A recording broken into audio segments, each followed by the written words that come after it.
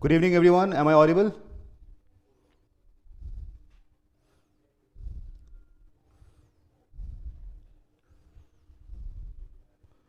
Please confirm the audio once.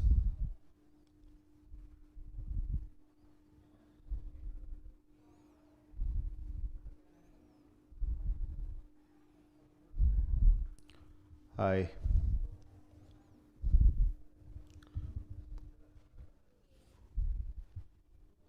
How are CAT preparations going on? Just 4 days to go.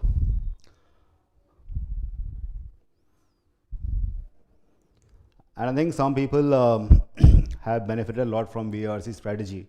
I received some messages in which people told that they have reached from 70 to 99 percentile. I hope that happens with everyone.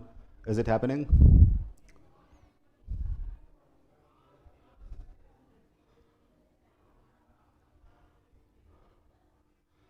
Cool. So CAD is the most certain thing about CAD is uncertainty. That is a very famous pop culture quote. And so thing is, it's uncertain. But at the very same time, I have gone through various CAT papers from last few years, and myself attempted CAT 4 times. I got 99.93 percentile. And so what I have seen that VARC section specifically is all about 4 different RC sets, which all of you know, and the genre are different. So what I have seen the most probable genre is history. Like one will be truly history, and then the other will be history plus a bit of culture, maybe technology. So that is what happens. There will be one science technology passage, there is one business based passage. But overall, I have identified 6 different genres in which we'll be solving one RC set each.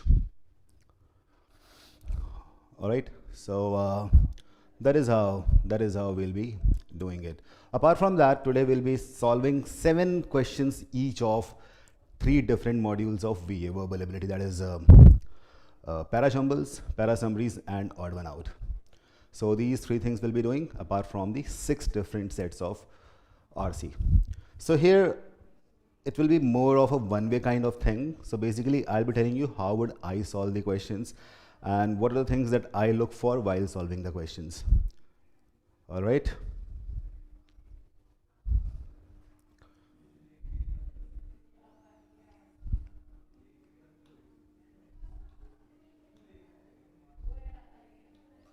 Cool then. I think a lot of people have joined already, and let's start with it.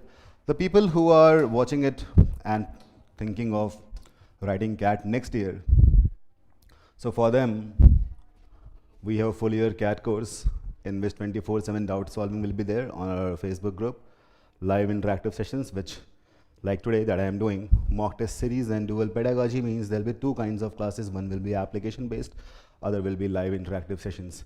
So in application based classes, it is basically done in form of videos and Facebook comments. And live interactive is like we come in front of you the way we are doing today, and that is how we'll go about it. So that will be for that is the pedagogy of iQuanta. Now let us start with the science-based RC passage. So here, because it is not a mock, so there'll be no strategy. Basically, I'll be solving all these sets. The strategy, which I think I have discussed earlier as well. So what we have to do, we have to do first 2 RC sets, then go on to verbal ability, and the remaining time we have to do the 3rd RC set. And the choice of RC set should be based on the questions asked. If the questions are kind of direct data based, which happens majorly with science and technology based passages, that is what we have to start with. We have to look for the passages which are small and the questions which are direct data based. Those are the first 2 RC passages which we have to do, and this can be done in exactly first 20 minutes. In the next 10 minutes, we ought to do the verbal ability part, in which majorly we have to solve odd one out and para summaries. And then in the remaining time, we have to solve the 3rd RC, which you might solve half of it or probably full of it. If you do this, you'll be easily able to get above 98 percentile in specifically VARC section. So good afternoon, everyone. And let's start with the first RC set, that is science-based passage. All right, so I'll be reading the passage for you, and and simultaneously I'll be making you understand what the passage is talking about. Here it goes. By regarding the expanding universe as a motion picture, you can easily imagine. So, once you start reading this, what happens to you? You can actually imagine some movies like Interstellar and all that stuff, where universe is expanding like a motion picture. जैसे film देख रहे हो आप लोग, same way. You can easily imagine running the film backward. If you do so, you find the universe getting smaller and smaller, and eventually you come to the moment when its whole mass is crammed into an infinitely dense point. So, अगर आप किसी चीज़ को backward run करो किसी भी movie को तो क्या होगा? Final moment, so you will go to initial moment. So the universe is expanding. That is what we all of us know. And if we run it backwards, we'll see it is contracting, and at one point of time, it will become a point of infinitely high mass. I hope you get that.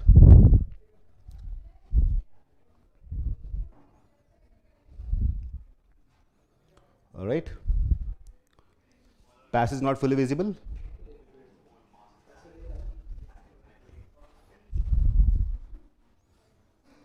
Well, before that time, it didn't exist, or at least it didn't exist in its present form.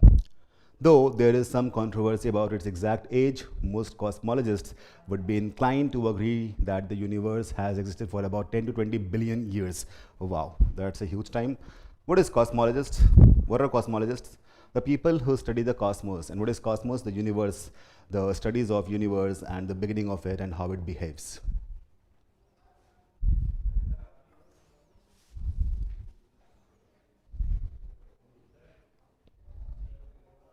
All right.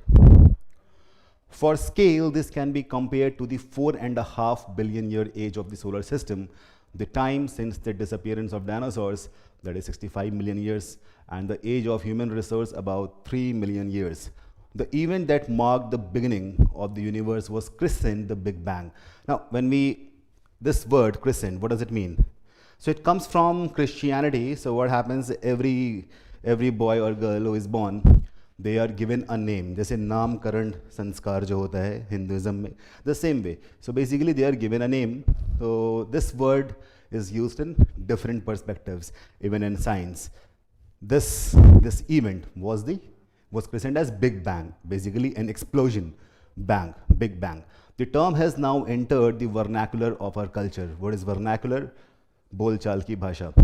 So nowadays we kind of use Big Bang everywhere. There is a series, Big Bang Theory. So Big Bang is basically the starting of anything.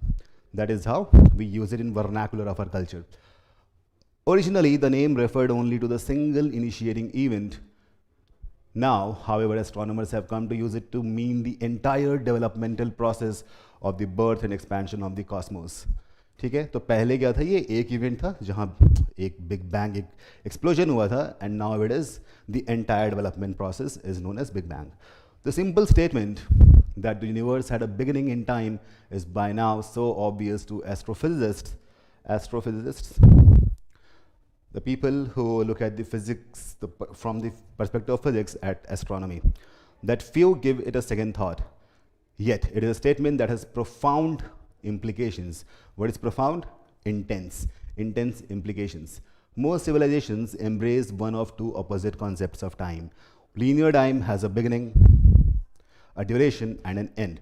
Cyclical time, as its name suggests, continues around and around forever, like a loop. All right?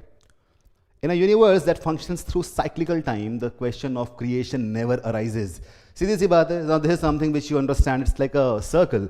So circle has got no beginning and no end, right? So you cannot actually talk about that when creation, when it happened, when the initiation happened in cyclical time, isn't it? कि शुरुआत और अंत हमें पता ही नहीं चल रही है. In a universe that functions through cyclical time, the question of creation never arises. The universe always was and always will be. The minute you switch to linear time, you immediately confront the vexing question not only of creation but also of the creator. Linear time में क्या होगा? शुरुआत भी होगी, एक धमाका होगा, big bang होगा, क्रिएशन होगा, चीज़ें आगे बढ़ेगी, पूरा प्रोसेस होगा. और ये सब चीज़ें सोचने के बाद हम ये भी सोच सकते हैं कि यार सिर्फ क्रिएशन नहीं, क्रिएटर भी तो होना चाहिए. Although there is no logical reason for the assumption, many people believe that if something comes into existence, it must do so in response to the actions of some rational being. कुछ भी अगर हो रहा है तो किसी ना किसी ने तो किया ही होगा. So it's not a very difficult passage. Because of that belief, astronomers, even though they resist becoming involved in theological discussion, find themselves in one when they posit the Big Bang universe. Theological discussion. Theology is basically religion-based, study of God and religion. तो जो भी astronomers हैं, क्योंकि वो hardcore scientists हैं, a lot of scientists do not believe in theology and God and all that stuff, so they resist the discussion of theology and find themselves in one when they posit the Big Bang universe. Posit is presenting something in the way that it looks like a fact. Got it? Something which looks like a fact. Posit the Big Bang universe. It puts them squarely in the middle of an age-old debate. One common misconception about the Big Bang that should be disposed of immediately is the notion that the universal expansion is analogous to explosion of an artillery shell. तो कई बार लोग सोचते हैं कि जिस तरह से universe expand हो रहा है बिग बैंग के बाद, वो बिल्कुल वैसे से एक बम के धमाके से होता है. तो इस चीज़ को हमें इमीडिएटली, इस थॉट को इमीडिएटली त्याग देना चाहिए. The galaxies are not like bits of shrapnel speeding away from a central explosion. तो यहाँ क्या बताया गया? As you know that when the universe Big Bang happened, so there were a lot of stars, a lot of planets. So stars had their own solar systems, so they expanded. तो यहाँ पे ये बताया जा रहा है कि आप किसी बम के धमाके से बिग बैंग को कंपेयर नहीं कर सकते, क्योंकि बम के धमाके में shrapnels are, what are shrapnels? The small bits and pieces which come out of a bomb. They can be iron fillings, they can be a lot of stuff, chemicals, gases, etc. तो जिस तरीके से बम के धमाके से चीज़ें बाहर निकलती हैं, उस तरीके से बिग बैंग से नहीं निकली थी. Okay? The raisin in dough analogy is a more satisfactory way to think about the whole process. Raisin in dough. किसी केक के अंदर बहुत सारे ड्राई फ्रूट्स पड़े हुए हैं, किशमिश पड़ी हुई है. So that is the way we can actually think about the whole process. That will be a more satisfactory process. That is how the universe expands. So I believe this passage is understood by everyone. For the next passage, I'll be giving you 3 to 4 minutes, as others said, and then I will explain. So let us go to the questions. This is the first question. I would require all of you to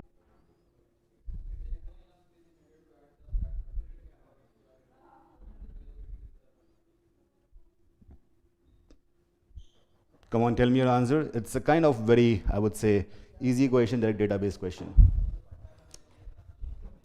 In the context of the passage, the phrase age-old debate refers to what?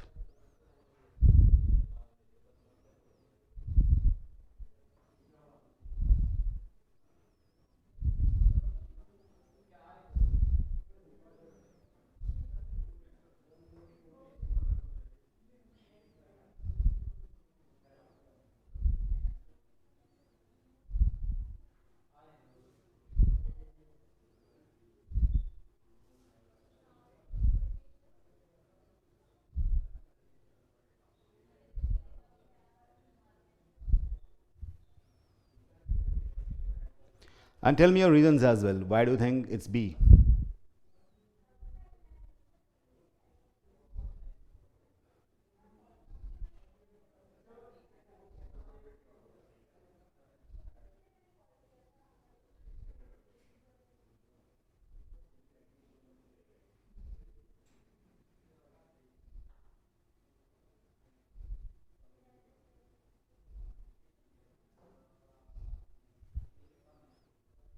All right. So let's look at the options one by one. And where is that age-old debate? It puts them squarely in the middle of an age-old debate. What debate? So before that, if you look at this, so it talks about there has to be a creator. All right. Then it comes, although there is no logical reason for this assumption, many will believe that something comes into existence, there should be a creator. Because of that belief, astronomers, even though they resist becoming involved in theological discussion. Just before age-old debate, we have this theological discussion. What is theological discussion? Theological discussion is basically the discussion about God and religion. By God and religion. So, going by that logic, if you look at the options, option A is the most suitable option. I don't know why people mark B, but now I can see a lot of people are marking A. Question of whether the creator created the universe. That is the age-old debate. Is that clear? Ayan gave the right reasoning. Cool. Going to the next question. According to the passage, which of the following statements is not true? Not true. Okay, so be careful while answering the question.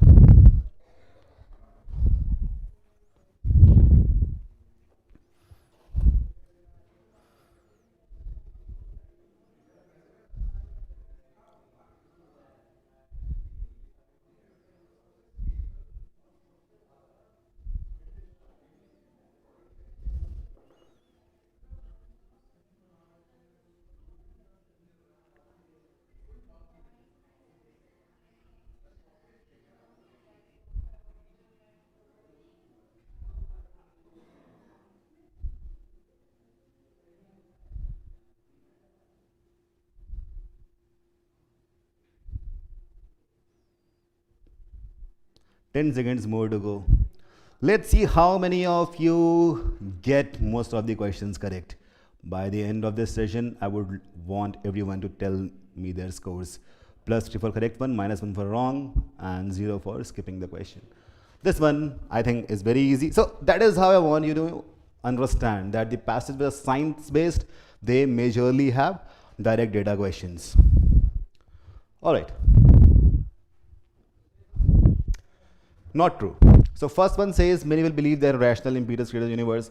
That is, yeah, people believe in that. People believe that there is a creator. This thing is true. B. Solar system was created immediately after Big Bang. Wrong. This is not true. Big Bang के बाद बहुत सारी घटनाएं भी हुई थी, isn't it? And then came the solar system. There are a lot of happenings. So nowhere in the passage has been mentioned that solar system created immediately after the Big Bang. B is not true. C is of course true because the universe is expanding. It is supposed to be larger.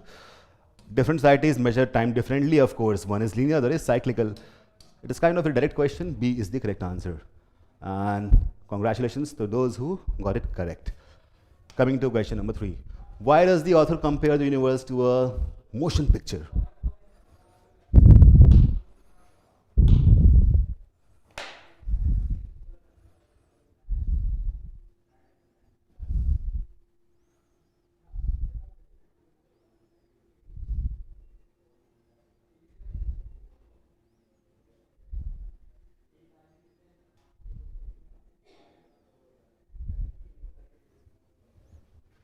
This question is a critical reasoning based question and a bit of inference also there. This might be difficult for a few people, but wow, I'm so proud of you guys that you are getting it correct. A is the correct option over here. I'll tell you the reason. Why does the author compare the universe to a motion picture? So what is a motion picture? How does it happen? So basically it is like one event happens, then other event happens, one more event happens. So if you look at the first paragraph where this has been mentioned, the motion picture, the opening line of the passage, motion picture has a beginning and has an end. So basically author is trying to say that it had a beginning which was Big Bang, That is why, so author wanted to illustrate that universe operates according to linear time. It has a beginning and it might have an end. That is not mentioned, but that is what linear time means. So if you have a beginning, it is cyclic, it is linear, not cyclic. All right. A option is the closest one. Tanishq, elimination se kiya, very good. Cool. So in this passage we had 3 questions. And how many of you got all correct?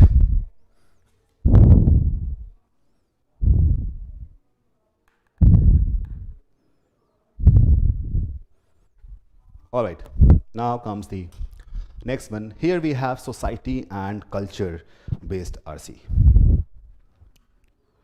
Society and culture based RC.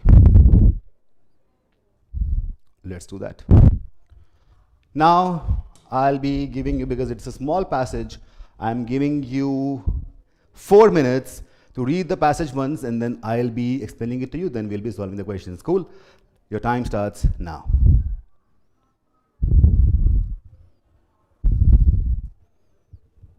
Ria, there were only 3 questions. How have you got 4 on 4? How many are not from iQuanta? We have done this so that everyone gets benefited. It's a free of cost session for everyone. All people who are preparing for CAT, they must be benefited. How many are not my students? Okay, just give it a read now.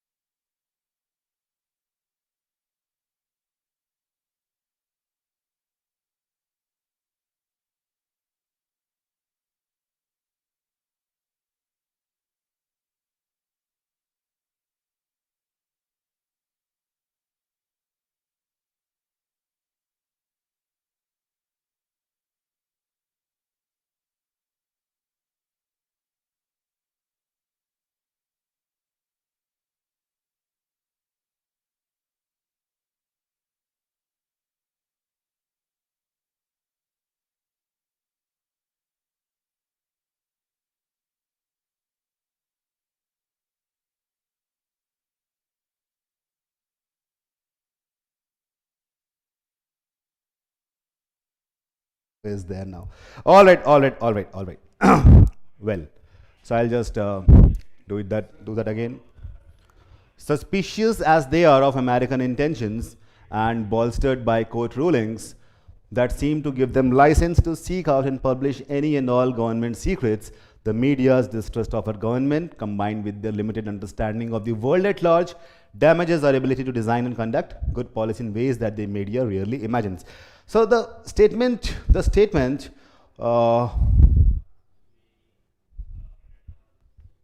it's audible now. The statement opens with criticism of media. So it talks about suspicious is basically किसी चीज़ पे शक होना, and bolstered कोई चीज़ को बढ़ावा देना. So what happens? The media doesn't have the media has limited knowledge of politics and things.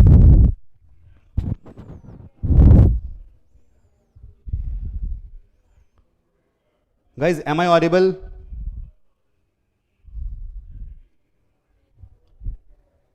And apart from that, they distrust the government, and that is why they publish any kind of news, and that hampers the creativity to design good policies, new policies. The leak through which sensitive information flows from the government to the press is detrimental to policy in so far as it almost completely precludes the possibility of serious discussion. See, the passage is easy, but there are some words which can be difficult for some people. The leak of the news which is sensitive, it happens, and it detrimental, that means रुकावट पैदा करना. ये रुकावट पैदा करती है किसने? Policy बनाने में, and it almost completely precludes the possibility, precludes पूरा रोक देना possibility of serious discussion. तो ऐसा होगा, अगर कोई सेंसिटिव इन्फॉर्मेशन बाहर लीक हो गई, जो कि हमारे यहाँ भी होता है, इंडिया में भी होता है, तो ऑटोमेटिकली क्या होगा? We can not be serious about that discussion, isn't it? So it's a easy question, easy passage. The fear that anything they say, even in what is construed as a private forum, may appear in print, makes many people, whether our own government officials or leaders of foreign countries, unwilling to speak their minds. This is happening with a lot of people right now. The politicians, the film stars, everybody, sportsmen, they do not speak their mind freely because they are somehow judged on the and anything which happens in private, it can come out, and then they are judged for their personalities. Isn't it? You get that? Understood? That's what happens. Pawan Satya, I'd be using majorly English, but some people are from Hindi backgrounds, so I'll be explaining certain things in Hindi. Don't worry about that. Must we be content with the restriction of our leaders' policy discussions to a handful of people who trust each other, thus limiting to richness and variety of ideas that could be brought forward through a larger group because of the nearly endemic nature of this problem? All right, what is endemic? Endemic nature? In the last 2 years when there was pandemic, you must have known about these words. Endemic is something which is confined within a group.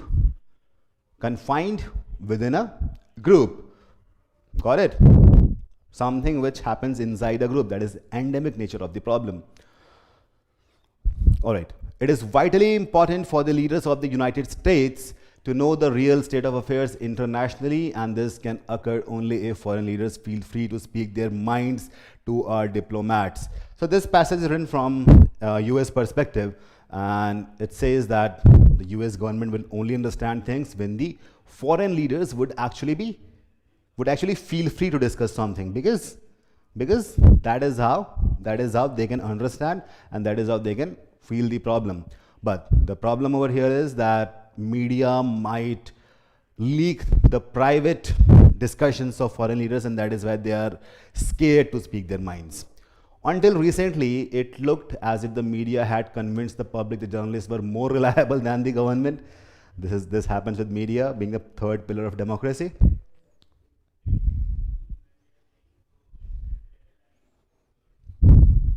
Right. Hota hai na? So journalists kind of make you believe that they are better than the government. And a lot of us, even it happens on social media, Facebook, WhatsApp and stuff, that we start feeling that journalists are more reliable. And that is how they kind of gain TRPs and gain confidence. However, this may be changing.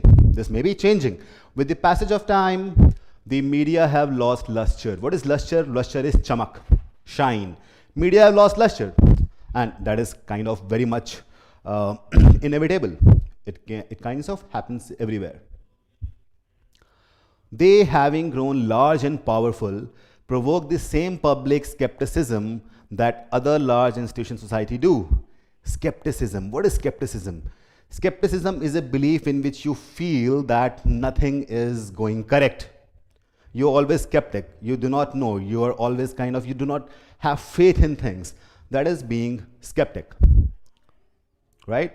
Yeah, education world, fourth pillar democracy. I said third, that is executive, judiciary, and legislature. There are three pillars. Then we have media. That was a slip of tongue. It's fourth pillar. Thanks for correcting. Arnab Goswami, you're out. Okay, cool. So I think you guys are getting the crux of this passage. A series of media scandals has contributed to this. Many Americans have concluded that the media are no more credible than the government. And public opinion surveys reflect much ambivalence about the press. While leaks are generally defended by media officials on the grounds of public's right to know. Okay, so sometimes media officials, they do one thing, that they kind of leak something, some sensitive information, and they justify it saying that people have the, like Arnab Goswami says, isn't it? India wants to know, हमें हक है जानने का. Right, so they say हमने तो सही किया है भाई, public को जानना चाहिए. In reality, they are part of the Washington political power game as well as part of the policy process.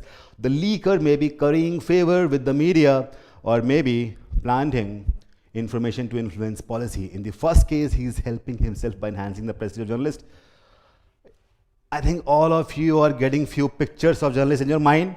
They kind of enhance their own image. In the second, he is using the media as a stage for his preferred policies. दो चीज़ें हैं, या खुद का promotion करना है journalist को, या फिर अपनी खुद की बात, जो खुद का थॉट प्रोसेस है, उसको जस्टिफाई करने के लिए. These are two reasons when they kind of do it. Right? In the second, he is using media as a stage for his preferred policies. In either instance, it closes this circle. The leak begins with a political motive. Okay, so leak, see, chronology is there. There is chronology. Begins with political motive, advanced by politicized media, continues because of politics. All right, so we have three stages over here of the leak. The begins with political motive, advanced by politicized media, continues because of politics. Although some journalists think they are doing the work, they are more often than not instruments of the process, not prime movers. The media must be held accountable for their activities just like every other significant institution in our society, and the media must be forced to earn the public's trust. So basically, okay, if I ask you what is the tone of this passage?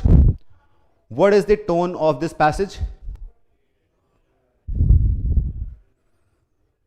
Anyone?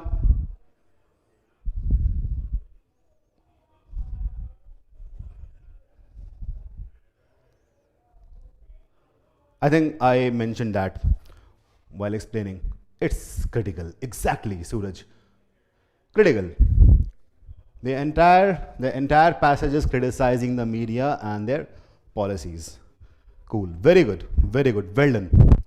Now, let us go to the first question. Based on the information in the passage, with which of the following statements would the author most likely agree? You have a minute to answer the question.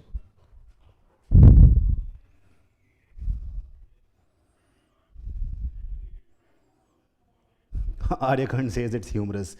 Yeah, it became humorous जब हम लोग discuss कर रहे थे, but the tone is, of course, critical.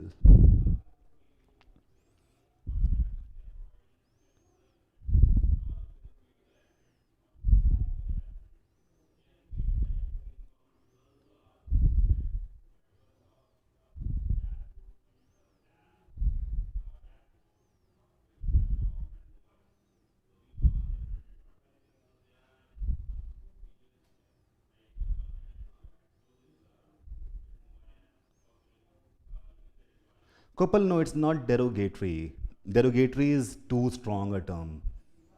Critical है ना, यहाँ पे इन्होंने एंड में ये भी बताया कि क्या करना चाहिए आपको. ट्रस्ट विन करना चाहिए. That is critical, not derogatory. All right. So, a lot of you are coming with their answers B and C. B, C, B, C. All right.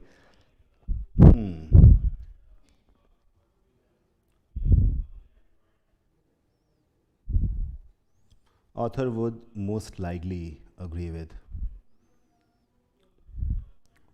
War between B and C. All right. Someone says Sri Ram says A. Let's see. Okay, so the maximum votes are going to B and C. First of all, I'll explain B and C, and then I'll explain the other options. B says the public has a right to know the real state of foreign affairs. You know what? According to the passage, if you remember, it's not the public who has the right to know what foreign affairs foreign officials have to say. It is basically the US government which should know. Got it? If you can recall the passage, it was basically the foreign leaders were not speaking their mind, and that is why US politicians, US leaders were not able to understand. Right? So it's not the public, and public doesn't have a right to know the state of foreign affairs, of course not. If यही तो इसी के तो खिलाफ बात की जा रही है कि फॉरेन अफेयर्स में कुछ चीज हो रही है, प्राइवेट डिस्कशंस भी हो रही है, वो लीक हो जा रही है, and public is getting know it, and that is why there is no proper policy making. So B is something which author would disagree with. B is something with which author would disagree. Do you get that? यही तो बोल रहा है कि भाई public को इतनी जल्दी पता नहीं चलना चाहिए. एक बात. दूसरी बात यह कि ये चीज किसको पता चलनी चाहिए थी? गवर्नमेंट को, ना कि पब्लिक को. So basically this thing, B option is wrong in two different veg.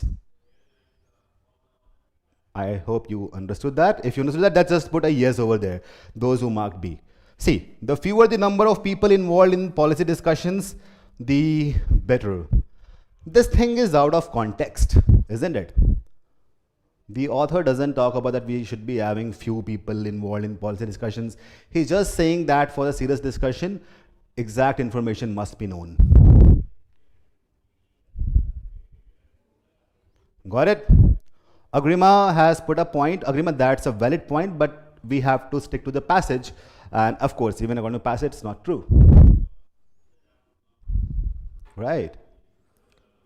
C is also not correct.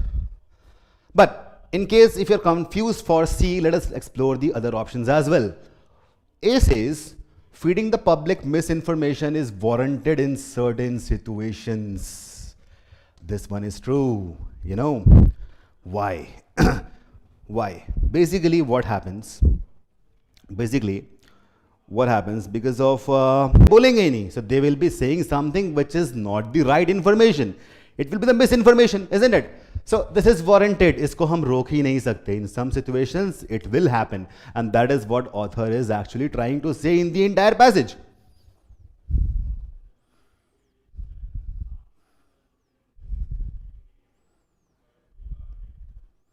Sriram, you got it correct. Mark A by elimination, Pawan Satya. Very good.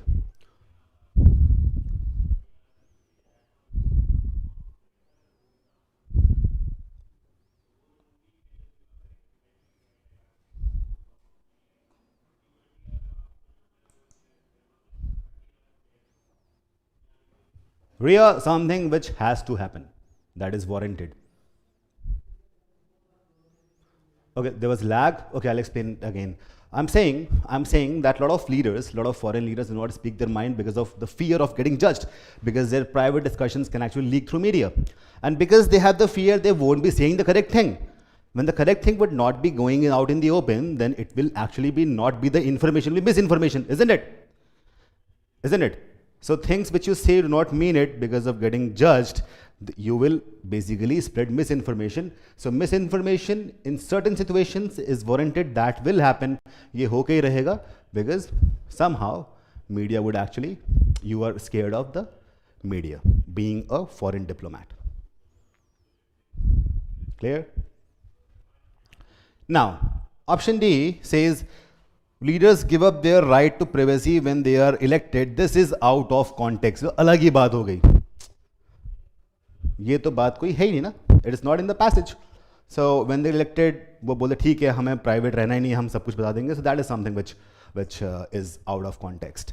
A is the most appropriate answer. Let us go to the next question. We have to do a lot of questions now. Okay, question number 2.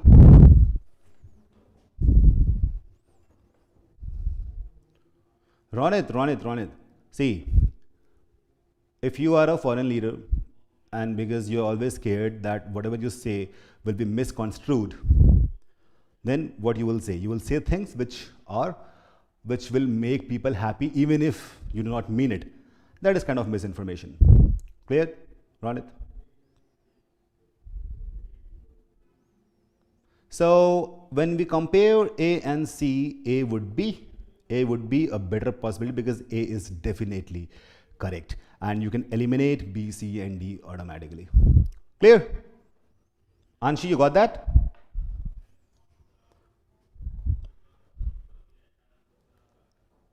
C is not definitely correct.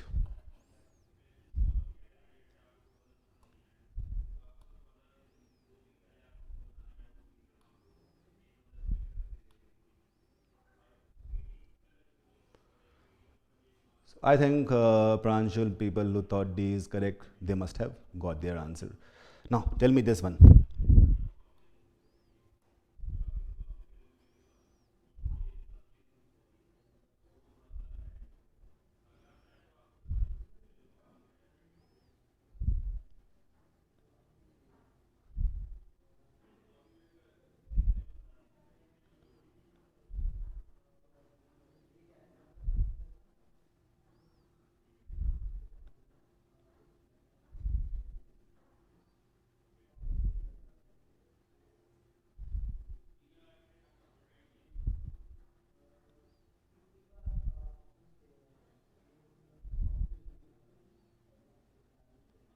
Piyush, because see, I'll tell you, Piyush, because that is because the question says most likely to agree. Most likely to agree. So here you have to select between a correct statement and a more correct statement. You got that? A is something which author would agree in all sorts of situations. Okay? So restricted handful of people who trust each other, that is how it is happening.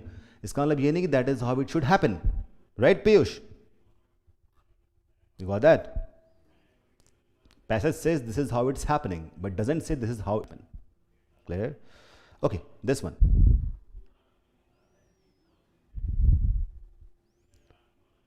आर्यखंड मैंने इसका answer बताया ही नहीं अभी. रुक जाओ. आप मैं तो अभी कोई किसी क्वेरी का सॉल्यूशन दे रहा था.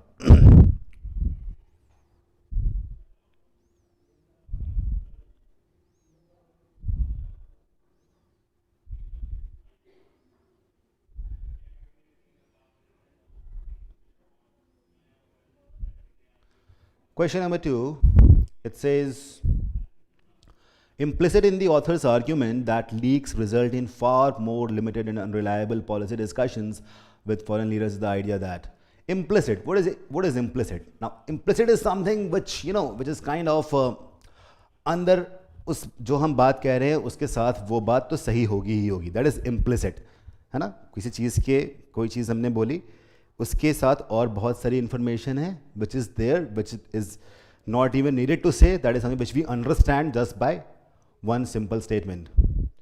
कोई हमने बात कही उसके अंदर एक और बात automatically सच होगी, that is implicit.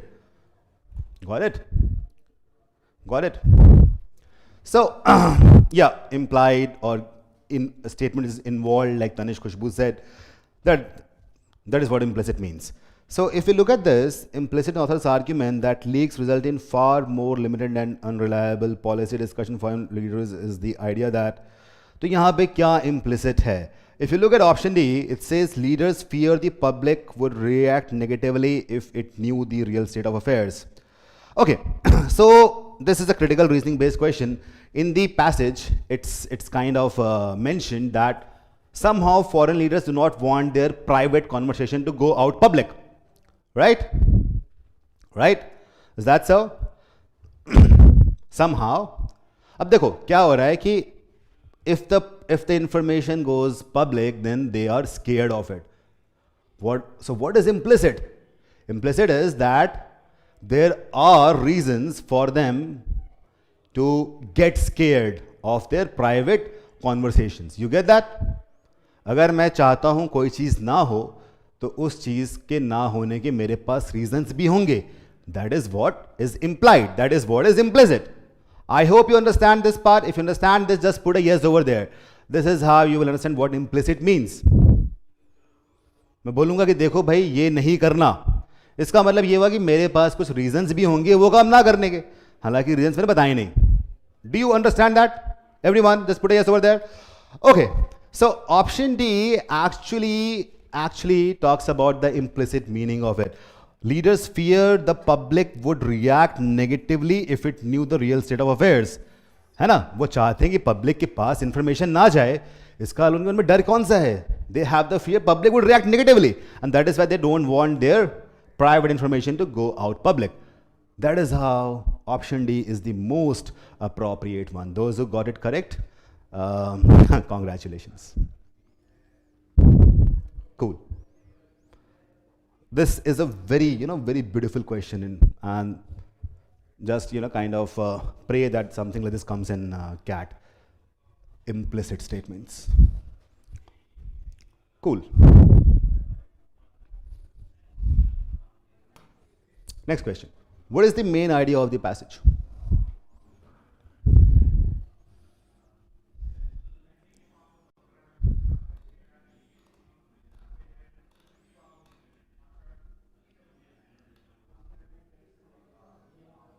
Pranshal, strategy eliminate between two options. I just saw your query. The strategy would be you have to look at which one is definitely correct, which one is probably correct. Definitely correct would be the better option. All right.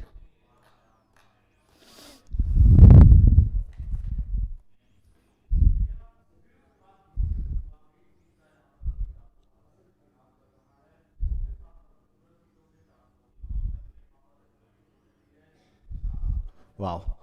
This one is the easiest question, I would say. The first option says to argue that media is acting against the national interest. Not really. It is not acting. It is somehow happening. They do not have this intention to act against national interests. To convince that journalists are attempting to enhance their own prestige, this is just mentioned, just a passing remark. That cannot be the main idea. That cannot be the main idea. So B is of course not correct. C. To discuss the negative effects that media leaks have on foreign policy and the media's credibility. That is something which is the main idea. That is what the entire passage talks about. C is the most appropriate option, but let's read D also. Criticize politicians for being dishonest. No, of course not. This is out of context. So we will go with option C, which I think all of you have gone with. Cool. Well done. Someone else explain the implicit type of questions. As I just explained, no, that if you say something, then you have reasons which are not said out loud. The reasons are there, and those reasons are implicit reasons. Okay, great. Now coming to next question. Based on the passage, when the media now challenge the actions of public official, the public assumes that.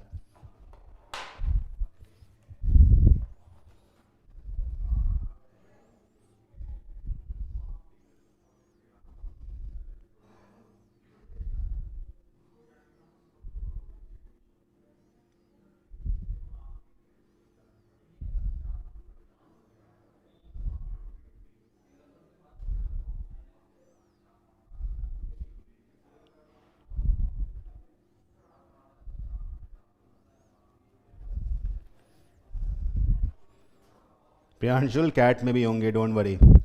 4 days to go. I'll be very happy if all my students get above 99%. Every teacher would be happy then. But I think you guys can get it, because I have seen in major cases you are marking the questions correct. All right, here a lot of C's are there. 2 people are coming up with A. C or D भी आ गया. Okay, let us explore the options. So, when the media now challenges the actions of the public assumes that. ठीक है, अभी challenge करते हैं. Media now challenges. Now it is happening in present. Now is the keyword over here. Now is the keyword over here. Pooja, Sodhani, well done. You kind of got that. So now is the keyword over here. The official is always wrong. That is something not mentioned in the passage. It cannot be correct. Media is Okay, some people, kind of. एक बात बताना चाहता हूँ यहाँ पे इन questions को answer करते time. Whatever you know, whatever you have read, those things should not be kept in mind while answering an RC question. You get that? Because whatever is happening inside the RC, now that becomes your entire encyclopedia, your entire world. For the time being, when attempting this RC, the entire world, the entire information is just this passage and nothing else. So a lot of people might be saying official is always wrong. ये लोग मान लेते हैं, ये शायद आप मानते होगे, but passage में as I mentioned नहीं है. Do you get that? So based on your judgment, based on your education, based on your knowledge, you should not answer any kind of RC question. If you understand that, just put a yes in the comment section. Official always wrong ऐसा passage में नहीं बोला गया है. Media is always wrong ऐसा भी नहीं बोला गया है. इनफैक्ट ऐसा बोला गया है कि people, normal people are sceptic of both media at the same time government as well. They're skeptic about both. When you are skeptic, you don't have faith, what will you do? You'll just ignore it. Isn't it? Media may be wrong. अब यहाँ पे बात ये है कि सिर्फ media की बात, C is partially correct.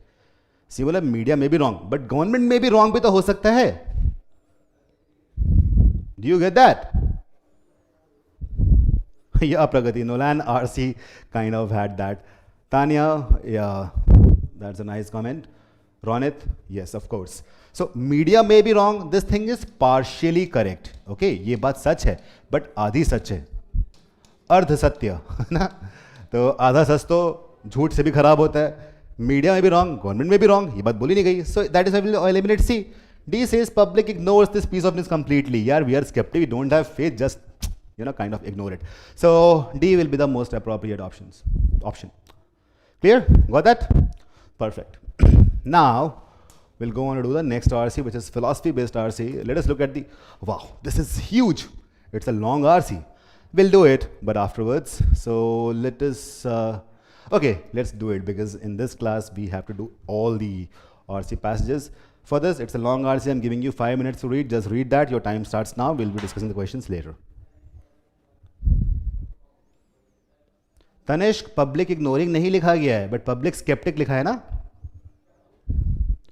Sceptic लिखा है ना, sceptic.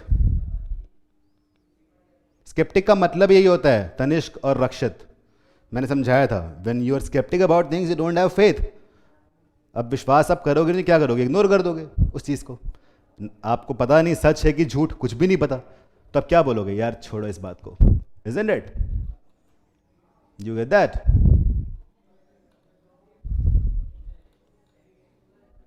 Tanishq and Rakshit, I feel your query is solved. CL mock live news, and if there'll be time, I'll of course do that. No, Viraj, skeptic won't mean that, but with the options, from the given options, skeptic goes with only the first one. Right? Yeah, news and Ardhigyan. I meant to say that only. Cool. 5 minutes, start reading this one.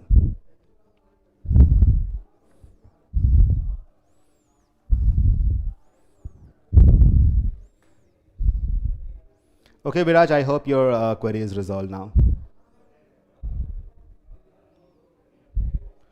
Pritham, that of course doesn't mean that will completely ignore the news. I did not say that. I just said among the given options, that option is the one which actually kind of relates to the skepticism. Others do not. Cool. You can eliminate the first three options, isn't it, Pritham and Viraj? Government गलत है, नहीं बोल सकते. Media गलत है, ये भी नहीं बोल सकते. मीडिया शायद गलत है, ये भी नहीं बोल सकते. आप क्या बोलोगे? आप इग्नोर ही करोगे ना. Isn't it? As I said that what you know should not be used to answer the question. It should be based on the passage. Yeah, Shivansh, if there is an option which said both media and government could may be wrong, तब वो सही answer होता. बिल्कुल सही बात है.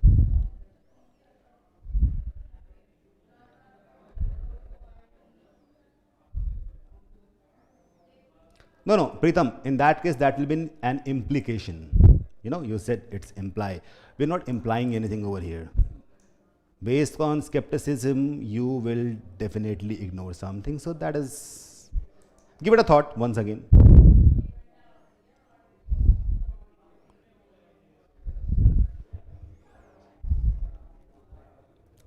Pooja's skepticism was about both media and government. If you read the passage again after the session is over, just rewind the session. It was about both. It was mentioned. Now let's read this question and this RC passage.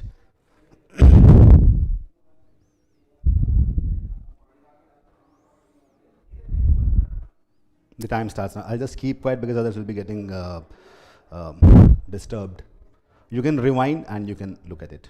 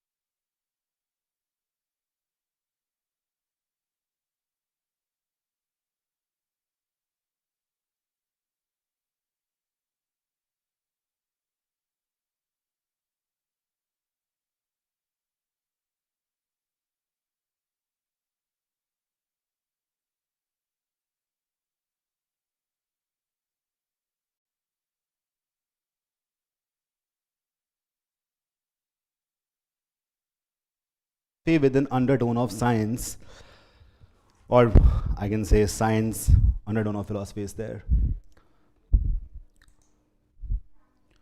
Well, CLRC, I would see if there is some time left because we have two more marathons planned tomorrow and day after tomorrow. So I'll just look at it. Moreover, I think we have done that in the Facebook live group, not on YouTube. That is why probably some people must not have seen it. All right. So let's go through the passage once. One of the most important tasks of ethical analysis to deliver us from our unrecognized prejudices about, okay, what is prejudice? What is prejudice? It's kind of a judgment, about things. So they're fixed perspectives of people to judge something. So basically, ethical analysis should be not done from a prejudice about right and wrong. For ethicist Paul Taylor, perhaps no prejudice so deeply ingrained. For what happened? For ethicist Paul Taylor, perhaps no prejudice is so deeply ingrained as speciesism. The view that members of human species deserve treatment superior to that accorded members of other species. How many of you believe in that?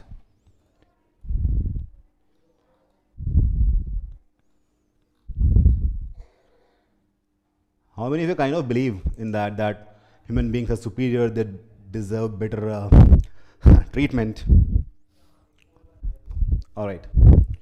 Like people kind of throw stones on dogs and kill animals for food, all that stuff happens. In place of speciesism, Taylor proposes a new theory of environmental ethics based on the biocentric outlook. So outlook from the perspective of animals, biocentric outlook, life-centric outlook. Okay. This outlook asserts that humans are equal members of the Earth's community of life and that they and members of other species are interdependent. It further sees all organisms as teleological centers of life. What is teleological? Anyone? Teleological centers of life in the sense that each is a unique individual pursuing its own best interest by its own means, and that humans are not inherently superior to other living things. Teleological is basically a belief in which we feel that things or organisms or animals or anything, any living thing or non-living thing, basically they should be judged on the basis of the purpose they are solving and not anything else.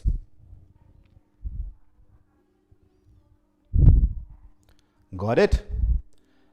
Teleological is basically when you do not talk about the anatomy or intelligence of humans, of other animals, we talk about that every living organism has a definite purpose. So based on purpose, if you classify organisms, that is teleological.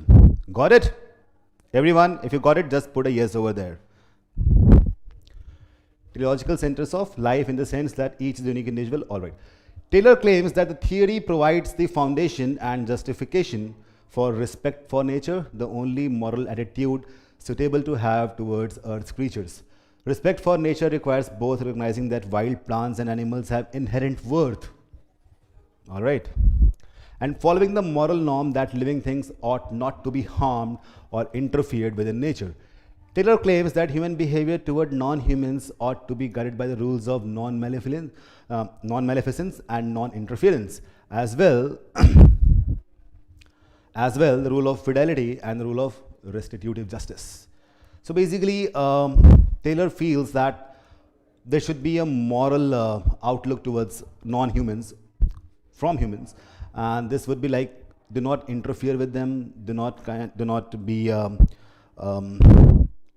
should not have malice towards non-humans, and justice should be something which is kind of based on restitution, based on the true justice, which kind of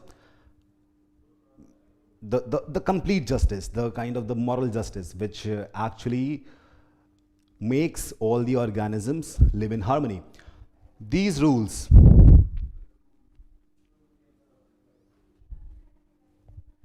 These rules prohibit respectively harming any entity in the natural environment, restricting the freedom of natural entities or ecosystems so that they cannot exist in a wild state, mistreating any wild animal as often occurs during hunting or fishing, and failing to make amends when one wrongs a wild plant or animal in any way. One problem is with Taylor's scheme that both accords inherent worth to all plants, animals, and humans, and then requires compensation for every intrusion, use, or control done even for a good reason, affecting any living entity. If everyone has duties of compensation to virtually even every other living entity, as indeed we must under Taylor's scheme, then applying Taylor's ethics is complex, cumbersome, and unworkable. So the fourth paragraph basically talks about that there are certain cases in which this is inevitable, in which we actually would have to use non-humans for our benefit, and that is something which is inevitable. It will happen. So in that case, if you want to compensate for everything that you have done, it will be very much complex, cumbersome, and unworkable. Clear? Got it? This point? Is that clear? If it's clear, let's put a yes over there.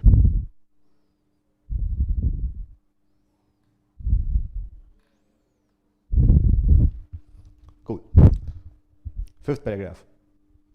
Taylor claims repeatedly that all wild living things in the Earth's natural ecosystems possess inherent worth.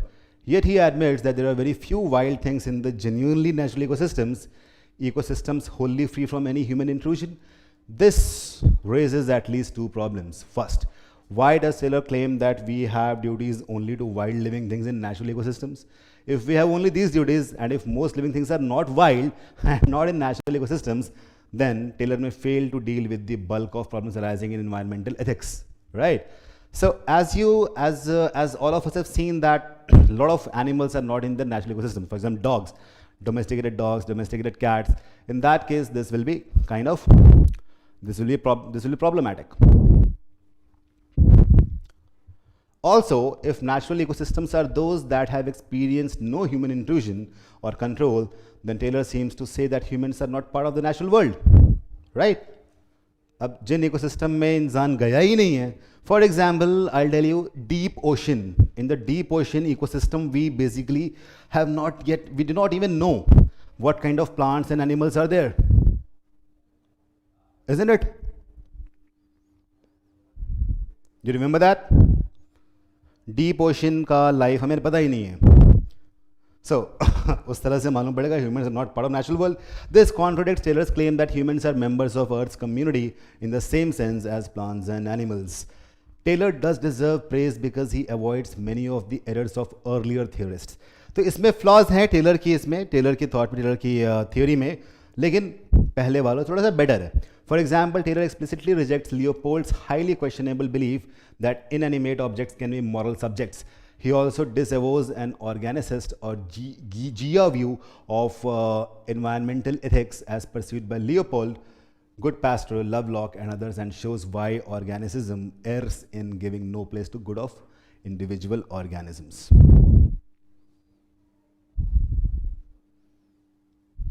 All right.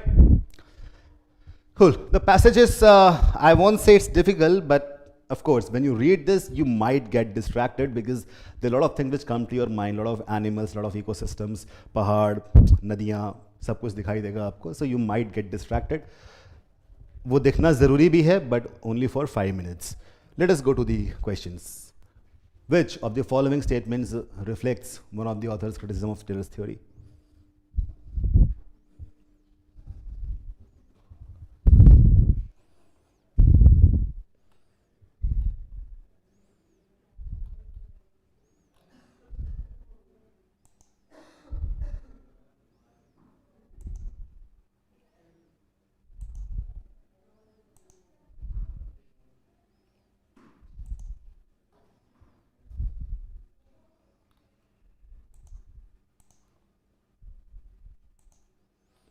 There are spammers coming here. They are bots basically.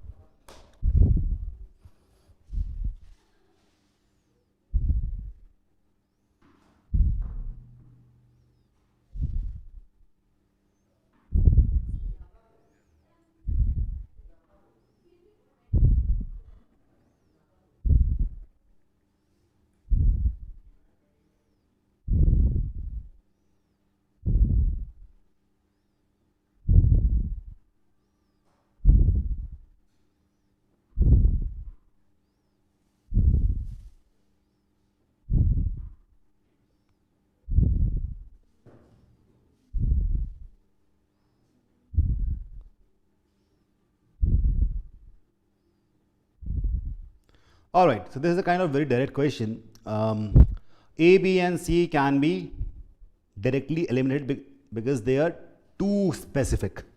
They are too specific. We should look for something which is more generalized. D says the theory is not comprehensive enough to deal with many ethical issues. D will be the most comprehensive. Other options are kind of very much specific, and we should not go for any specific options over here. So that is why we can just eliminate A, B, and C. Great, Neozan. What's your name, Neozan?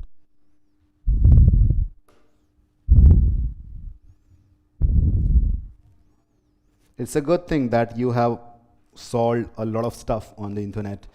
D is correct answer over here. Let us go to the next question. According to the passage, which of the following behaviors is most likely to be exhibited by people who practice speciesism?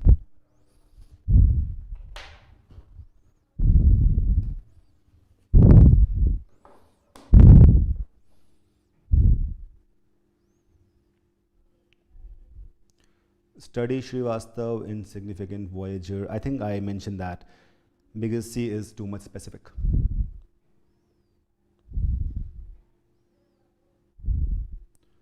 Vamsi, there are two paragraphs in which criticism is being done, all right, in the passage. And because of that, we should go for, because there are a lot of things will be discussed in two paragraphs. When a lot of things are discussed, automatically you have to go for something is more generic, right, Vamsi? If it was mentioned only in one sentence, in that case, we can go specific. Got it? Vamsi, if you got it, just put a yes over there.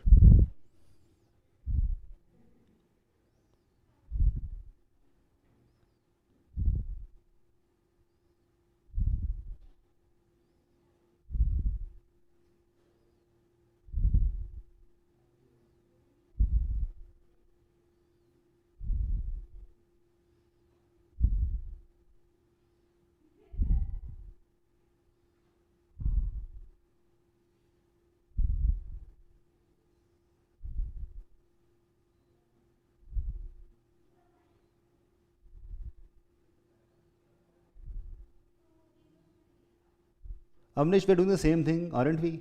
First you're solving, then I'm solving. All right. So here, people who practice speciesism, what would they do? In option A, if you see, in option A, what happens in speciesism? First of all, you must understand this, that what happens in speciesism. People who practice speciesism, they feel that we humans are inherently better than non-human animals. Isn't it? Is that right? So basically, if you look at all the options, B, C, and D, is specifically they are not exploiting animals anyway. But in option A, it is basically an exploitation. So keeping tigers and elephants in the zoo is kind of exploitation of the tigers and elephants' individual rights. And when people go to watch that, basically they are promoting this practice of keeping animals in zoo. So exploitation is happening only in option A. In option B, C, and D, it is not happening. That is why we'll go with option A. Is that clear? So I think a lot of you have marked A. That is the correct answer. Neozan, basically, Neo, I think you're not a student of iQuanta. We do all of this stuff in our, the paid group. There's a group on Facebook in which all people do the same thing. We kind of give practice questions every day, 20 to 30 practice questions. A lot of stuff is there. So we have been doing all this. But this is something on YouTube we are doing just for the sake of the people who are not a part of iQuanta. They might get something out of it. That is the only reason. All right. But yeah, I'm really happy that you are sharing you're speaking your true mind, and you somehow are a well-wisher. That's great.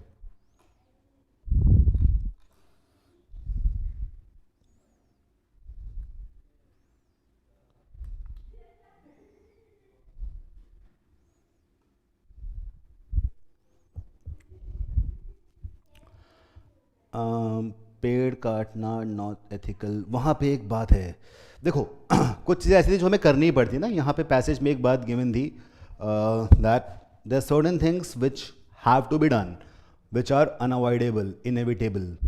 So we can compensate. There was a part where compensation was happening. So you will have to cut a tree because you have to build your furniture, isn't it?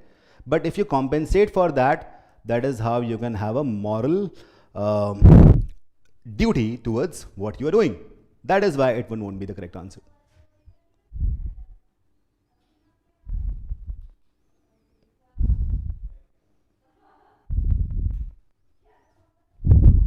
All right, next one. Suppose that one is hiking in the Sierra Nevadas outside of Yosemite and is suddenly attacked by a mountain lion. One could save oneself from the attack, but only by seriously injuring or killing the mountain lion.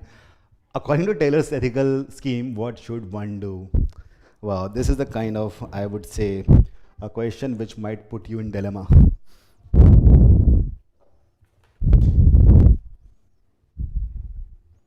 Yes, Agrima, compensation is given. Yeah, Dipanjan, I do remember you. Clash of Clans.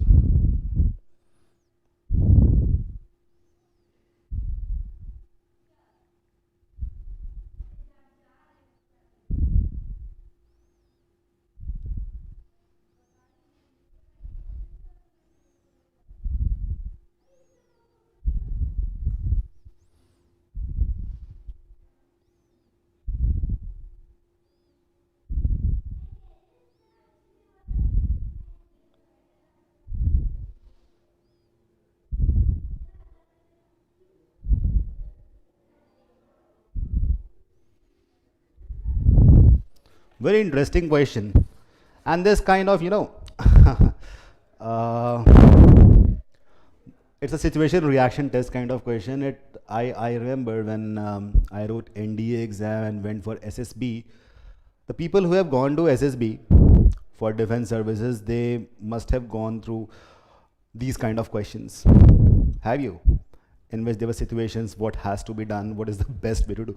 Okay, but here we have talked about what Taylor's ethical scheme. Basically, Taylor has not said anything about self-defense. If a lion attacking you, basically in the self-defense, you can kill the lion, isn't it? So Taylor's scheme does not give a clear answer about what to do in this case. Nothing has been mentioned about self-defense in Taylor's ethical scheme. This is the easiest question, I would say. All right, well done. Next is business and economics based RC. Cool. For this, you have 4 minutes. Read this and then we'll start with the questions.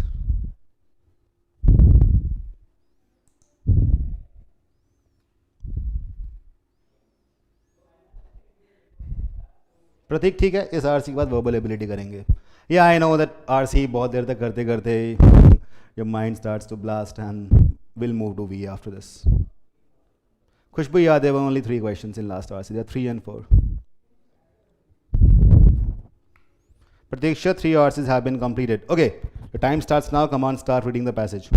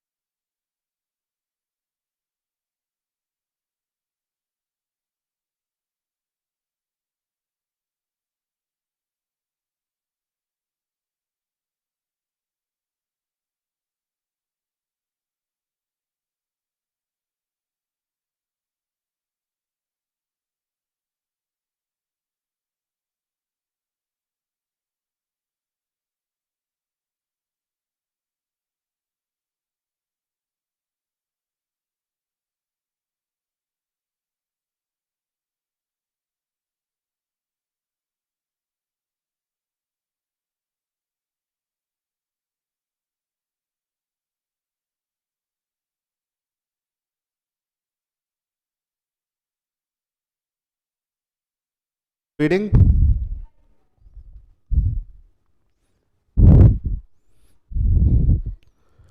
I'll just look at some comments. Sarthak, okay. Tamanna, SSP, I went to Dehradun, AFSB, Air Force Selection Board.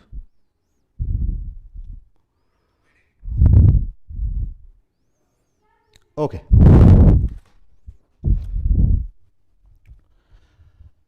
Though the last 25 years have seen China dazzle the world with its excellent economic performance, it has shied away from playing the kind of active role in international affairs that would seem commensurate with its economic weight. Right.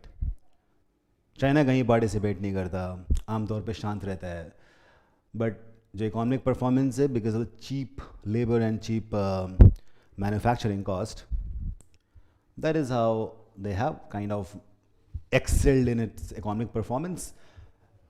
Commensurate is like managed to the economic weight. In economics they have kind of performed really well, but in playing an active role they have not done the same thing, so they have not measured up to their economic weight. Commensurate is measuring up to.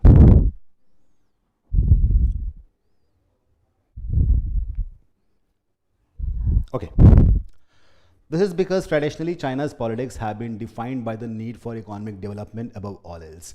In the past, China's authorities have tended to downplay the country's international clout, choosing to stress instead its developing country status and limited military capabilities. Such modest rhetoric, what is rhetoric? Rhetoric are basically theories, stories, stuff that we say which are said for creating some kind of impact.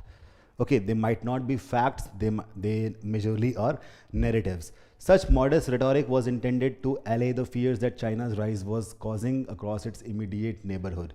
ठीक है, थोड़ा सा ताकि ज़्यादा लोग को जलन ना हो, इसलिए थोड़ा शांत रहते हैं वो लोग. That Beijing is finally acknowledging its status as a major player in international system is evidenced by the fact, अब ऐसा हो रहा है कि ये लोग कुछ काम कर रहे हैं, that the president has formally developed a theory of international relations, the concept of harmonious world. The concept, encompassing broad notions of multilateralism, prosperity for all through common development and tolerance for diversity, has left world opinion perplexed. Perplexed is getting shocked, है ना? आप हैरान हो गए, अच्छा ऐसा कर दिया चाइना ने, because now चाइना आजकल थोड़ा सा actively participate कर रहा है. These are commendable objectives, but the theory is short on specifics regarding this means to achieve them. Okay, so in theory it is good, but how to achieve it, execution is something which has not been mentioned yet, not been talked about. China's recent willingness to be a more active player internationally stems from complex factors. The country's economic strength, having acquired the largest foreign exchange reserves in the world, is undeniable, and reports favor to it to be the largest economy in the next quarter of a century. 2050 तक ऐसा हो जाएगा. For sustained double-digit economic growth, China thus has no choice but to become more active. Double digit, 9 से ऊपर, more active internationally, moreover as a major proportion of the oil and other natural resources that China needs to feed its growing economy are imported. Beijing has to aggressively woo the country's rich in energy resources, which also represent emerging markets for Chinese products. ठीक है, तो natural resources जैसे कि oil वगैरह, basically the Arabian countries, Middle East, to ensure a stable security environment within the region and thus facilitate economic growth. It's an easy RC, I would say, nothing to explain here. China played an active role in facilitating negotiations with North Korea. Destabilization of potential flashpoint like the Korean Peninsula would lead to a flood of refugees crossing the border, interrupting careful plans of economic rejuvenation of China's northeast. If you remember the map of China and Korea, northeast पे ही China के Korea है, right? Yeah, perplexed is like getting so much shocked that you get confused. It's kind of synonymous. To ensure a stable security environment within the region and thus facilitate economic growth. China played an active role in facilitating, okay, we have done this. Northeast. China's growing influence has caused a shift in the geopolitical status quo, and its influence is beginning to replace that of the United States and European powers in Africa. China's new diplomacy though has had its share of critics who have expressed their unease at China's military modernization program and its willingness to deal with regimes widely condemned as corrupt and oppressive. Despite this, despite this, यहाँ पे this नहीं होगा. Despite this, when the Africa was in need of aid and infrastructure, or the US needed help in negotiating with Korea, they turned to China. By taking a lead in variety of international and regional forums, initiating bilateral military exchanges, bilateral is two-way talk.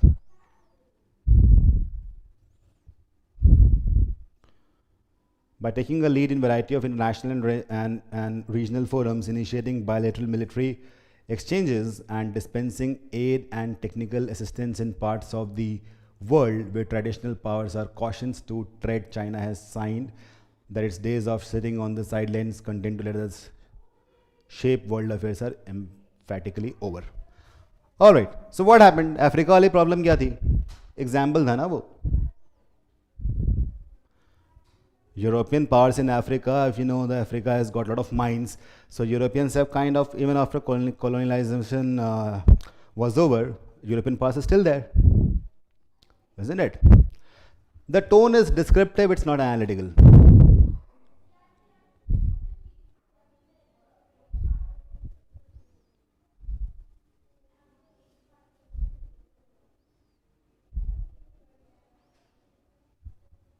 अच्छा, the क्यों लिखा है Africa के पहले? वो इसलिए कि एक कॉन्टिनेंट है अफ्रीका, आसपास बहुत सारे आइलैंड्स भी जो अफ्रीका का पार्ट बनाते हैं. So we call it the Africas, like we call the Americas. That is why. Alright, see the passage here is easy, but questions देखते हैं कैसे हैं. The first question says, why has China traditionally been a passive spectator in global affairs?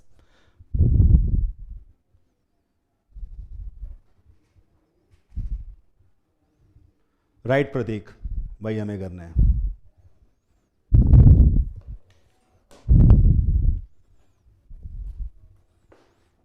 Ashish, there is no analysis given over here.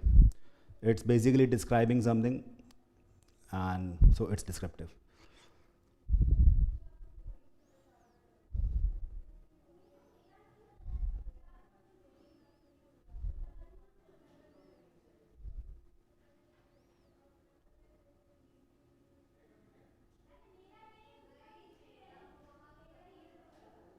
I think new people have joined. Those who have joined right now, just put a comment over there, like join right now. And this is the first question of this hour, so just try to do it on your own once. That's a very easy question, I must say. While reading, I kind of explained that they have been a passive spectator just because they want to focus more on the economic growth. That is why we'll go with option D. Rest are kind of out of context or too specific in nature. That is why others can be eliminated. Going to question 2. Which of the following best describes China's current international status?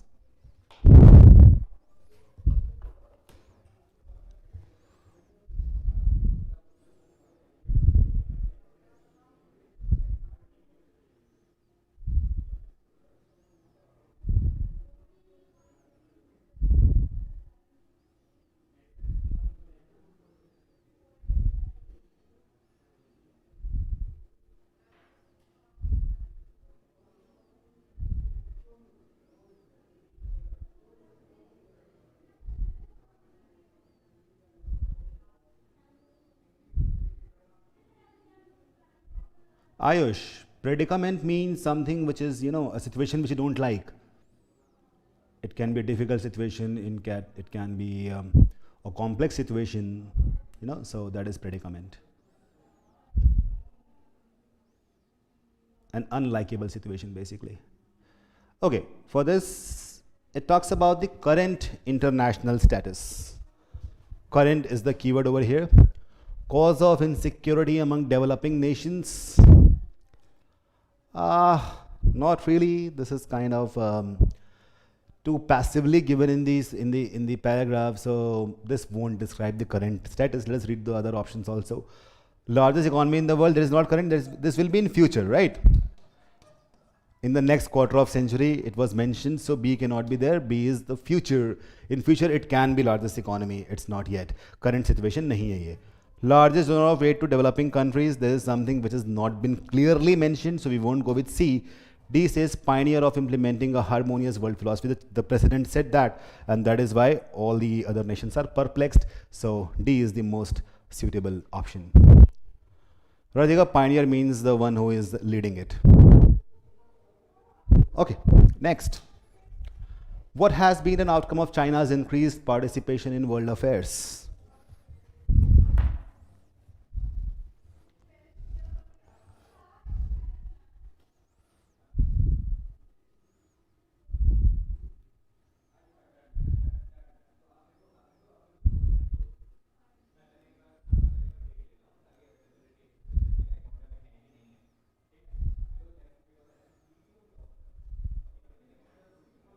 Right away, it looks like sarcasm.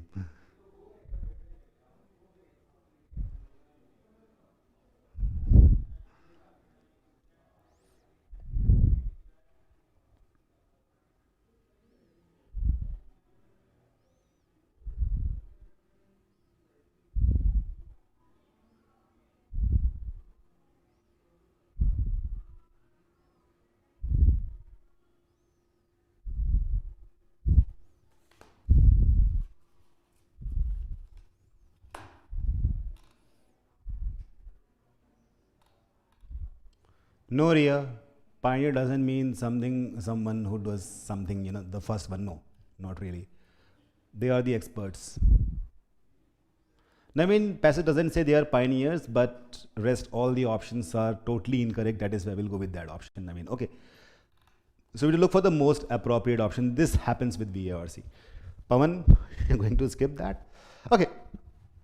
What has been the outcome? First one says international scrutiny of its economic policies. This is not happening, so we won't go with A.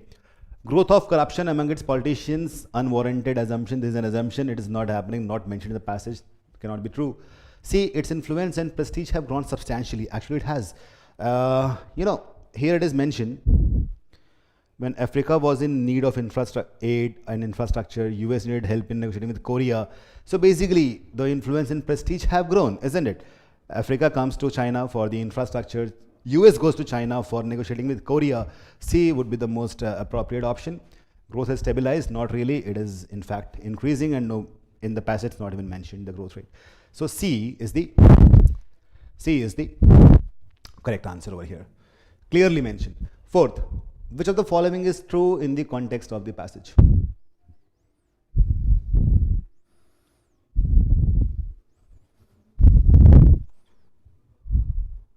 Yeah, Raksha, this will be an easy RC. This is the kind of RC which you should do first.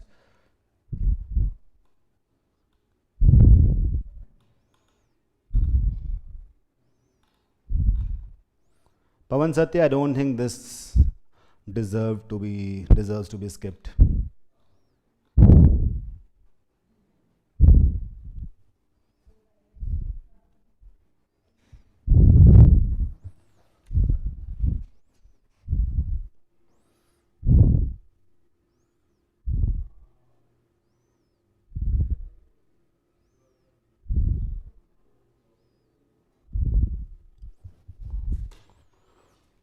Well, let's explore the options one by one. The first one says China's current political standing internationally disproportionate to its financial strength. Current ऐसा नहीं है, पहले ऐसा था, अब ये change हो रहा है. So A cannot be true. B, China is the reluctant participant in military dialogues. इस बोला गया है, मतलब अभी की बात है, ऐसा नहीं है, पहले ऐसा था, अब change हो रहा है. So B cannot be there. C, the harmonious world theory is the only utilitarian remedy to the current. This is out of context. Has become too generalized. This cannot be true. D, US is recognized and acknowledged China's growing national liberty. Of course. It's kind of an example is given for the Korea's negotiation, so we'll go with D. Cool. Those who marked B and A, they must have forgotten that now China is kind of improving upon these aspects of participation, international participation. That is why A and B cannot be true. and C is too universal in nature, so it will be out of context. That's why C is also wrong. All right. Now, what do you think? We should go for history-based RC passage, or we should go to the VA first?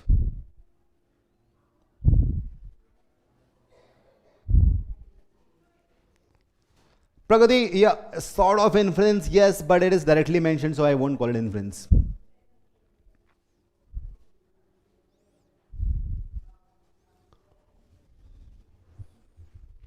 VA, or we should complete all the RCs?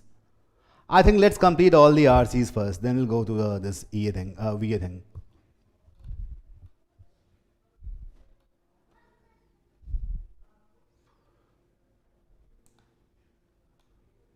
Yeah, Pradham, in these kind of questions, the critical reasoning based questions, you have to understand the argument that is given over there. So you have to, kind of understand the argument clearly, what the argument is all about. And then you should think about the reasoning of the argument, what are the reasons that argument is present, what are the reasons which kind of are inherent, or I would say intrinsic with the argument. Based on that, if you look at the other reasons, if you know all the reasons that why an argument is happening, then of course, if you would be understanding that what reasons are there which can kind of hamper the growth of that argument, which would weaken the argument, and you would also understand if something is in sync with the reason of happening, that will be one which will be strengthening the argument.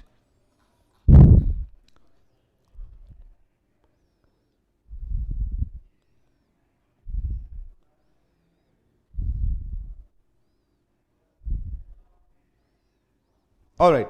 I think let us do complete all the RCs. 4 RCs have already been done. We left with only 2. History based RC है यार, मजा आएगा. History is something which I think you guys enjoy, isn't it? Break अभी मत लो, अभी 2 घंटे भी नहीं हुए. 2 घंटे तो हम क्लास वैसे भी करते हैं. Go through this.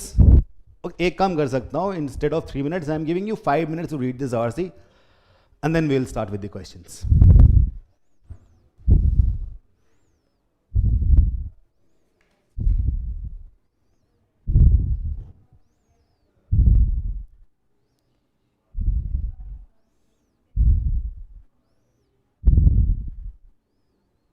No break for now. बहुत अर्ली ब्रेक हो जाएगा यार ये. आज VARC है, कल LRDI. LRDI में तो वैसे ही बहुत दिमाग ख़राब होता है. तब क्या तुम हर 1 घंटे में ब्रेक लोगे?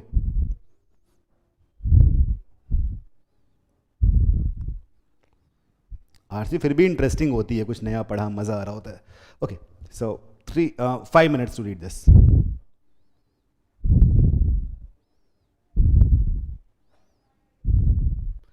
इन वॉयजर या देवांशु 3 minutes ओके हैं, बट मैं 5 दे रहा हूँ कि इनका 2 मिनट का ब्रेक भी हो जाएगा बीच में, इसलिए 5 minute.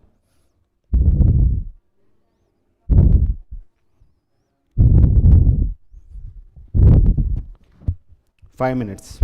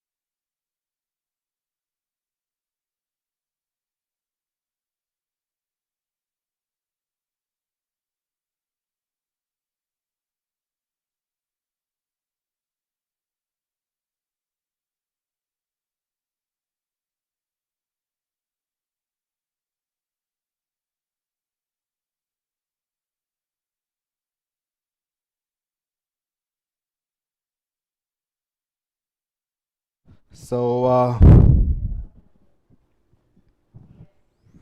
done with the reading? Great.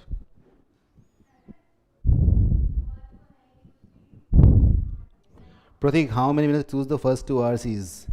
2 to 3 minutes. Educational total duration, it depends. It can be 3 to 4 hours. Like LRDI and quant sessions would, of course, be having a longer duration than this.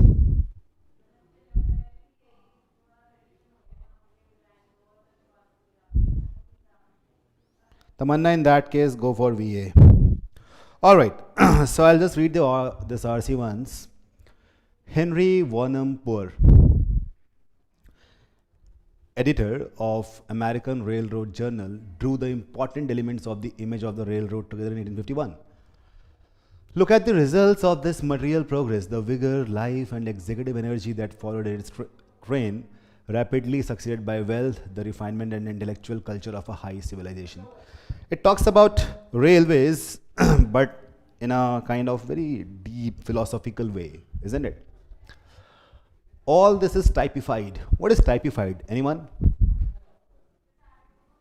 Typified is basically to represent something. Something, when you represent something by a few words. All this is typified in a degree by a locomotive. ठीक है? क्या typified है? The vigor, life, and executive energy. You get that? To represent vigor, life, and executive energy, that was typified by a locomotive, a train engine. Right? The combination in its construction of nice art and scientific application of power, its speed surpassing that of our proudest courser. What is a courser? Courser is basically a horse. Okay. Proudest courser, मतलब उससे पहले तो भाई गाड़ियों के बारे में, locomotives, train के बारे में सोचा भी नहीं किसी ने होगा ना, isn't it? So at that time we were using horses, and it's basically such a nice art and science that जो हमारे proudest coursers हैं, जो horse हैं, उनसे भी तेज हम जा सकते हैं. The speed was surpassing them, and its immense strength are all characteristic of our age and tendencies. To us, like the telegraph, it is essential. It constitutes a part of our nature, is a condition of our being what we are. Telegraph was for communication, and because our nature is being strong, we kind of, even if we are not strong, we think of becoming strong, isn't it? So that is what it means. In the third decade of the 19th century, Americans began to define their character in light of the new railroads. They liked the idea that it took special people to foresee and capitalize on the promise of science. But still happens with us, like, kind of Elon Musk sort of thing. हमें अच्छा लगता है ऐसे कुछ लोग हैं, दूर तक देख सकते हैं, they can capitalize on science. Railroad promoters using the steam engine as a metaphor for what they thought Americans were. Okay, so steam engine was used as a metaphor. That is how promotion was being done. And Anmol, capitalize basically किसी भी चीज़ को जब आप कभी capital लगाते हो, मतलब आप उसमें पैसे लगाते हो या उस पर आप कोई बिल्डअप करते हो, कोई प्रॉफिट, किसी टाइप की theory, that is capitalising. Solomate, 10 minutes. Okay. अब यहाँ ध्यान से समझना है आप लोग को एक बात, ये बहुत लोग समझ नहीं पाते हैं. Railroad promoters, how promotion is done. So promotion is done by forming narratives. I want to tell you something about this thing. This has to be understood by everyone. Promoters do what? They create narratives. And what is a narrative? Narrative is basically rhetoric, a kind of an explanation to create impact. So when the steam engine was compared with the Americans, so automatically Americans would be having a soft corner for the rail engines, steam engines, and that is how they would be kind of welcoming of this change. Do you understand that? हर बार ऐसा होता है, हम story सुनाते हैं. If we talk in cold science and expressions and mathematics, then people won't be interested. People are interested only in stories, through figures. So that is why literature is important. Literature क्या करता है, किसी भी science वाली चीज़ को, किसी mathematics वाली चीज़ को, किसी भी चीज़ को जो बहुत ही बोरिंग हो सकती है, except few people, so stories kind of make you connected to those things. That is how promotion is done. Do you understand that part? Even in the recent world, the current world, if you go to do an MBA, which you will be going, and if you somehow go into marketing, brand marketing, then you will understand that it's all about narratives. Zomato is doing excellent advertisement, so is Cadbury. So when you make a narrative, automatically people will get connected to it. That is how promotion is done.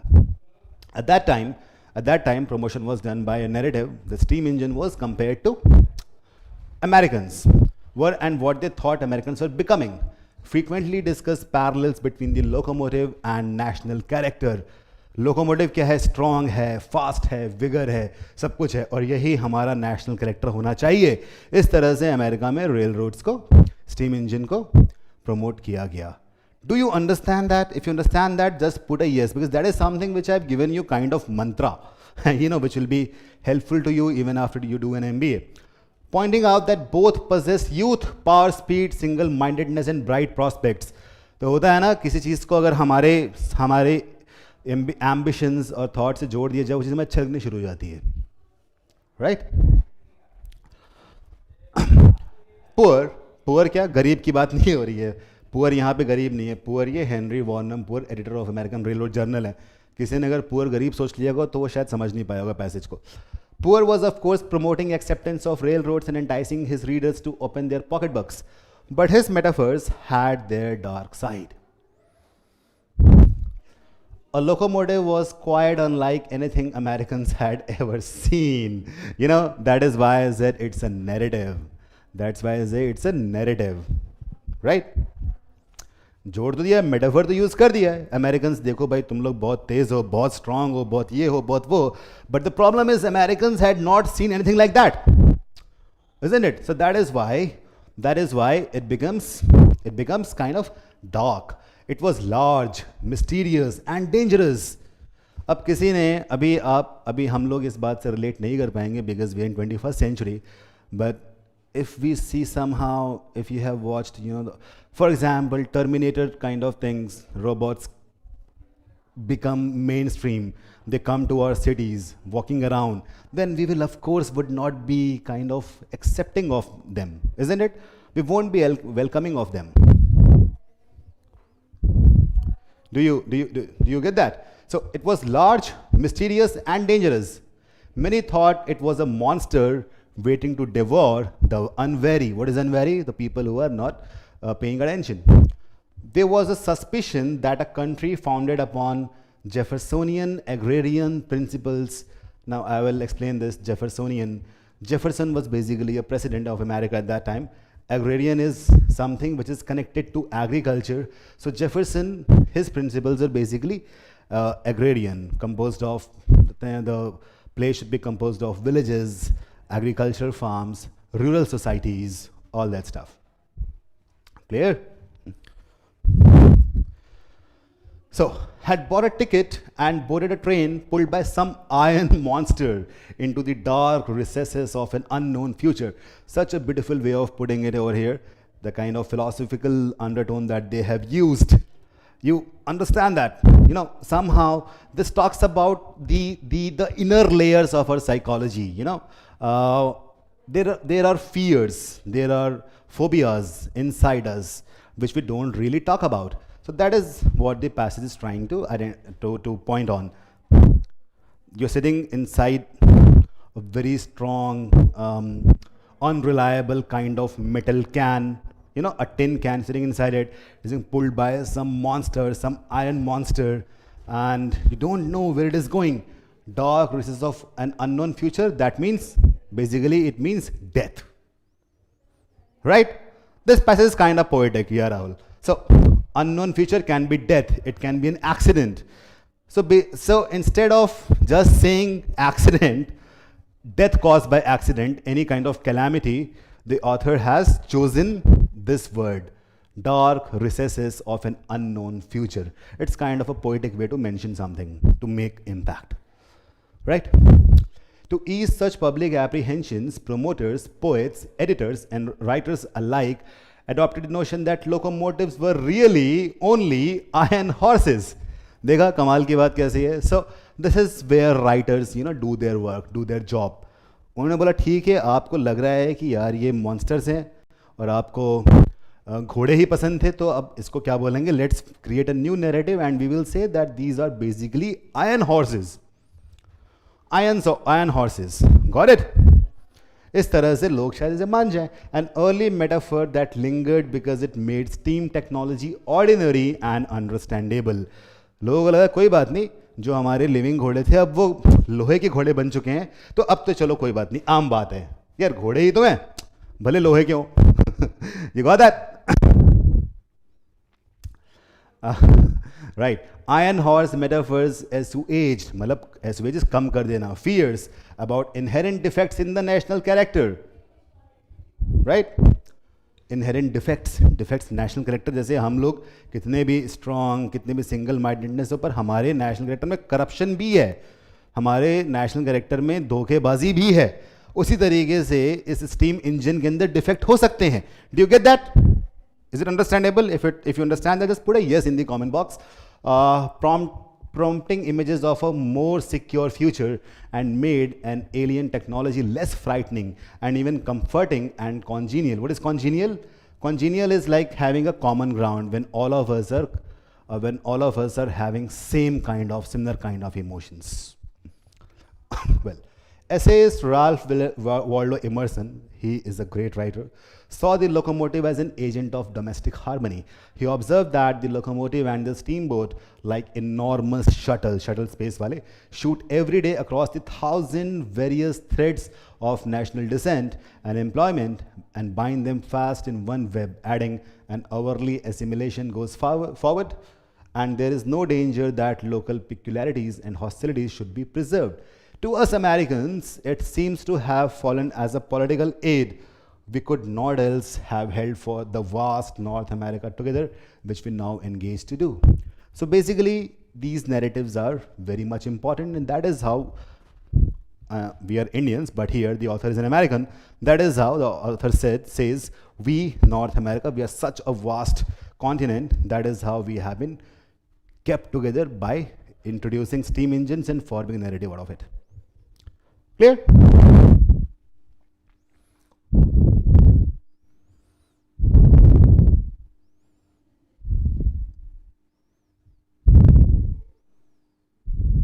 Cool. Such a beautiful RC, I must say. Here comes the questions. The first question says, which of the following claims would the author of the passage most agree with? Pratik says bad RC. Why, Pratik? You don't like poetry? The people who like poetry, they must have enjoyed this RC. Bharat, you enjoy that?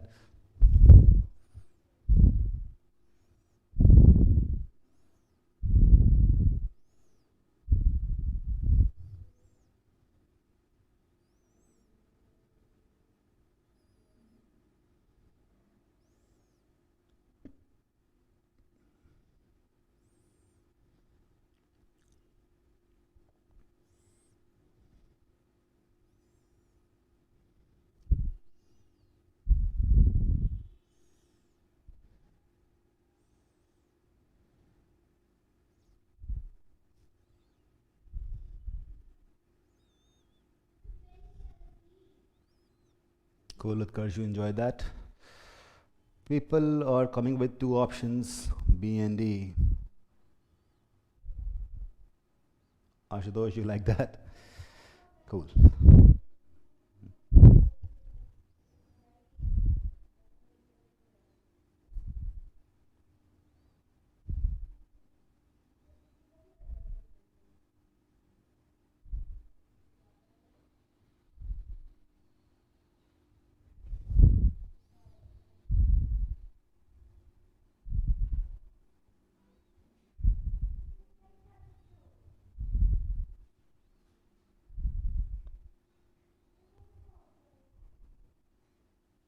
Gautam, tone is descriptive.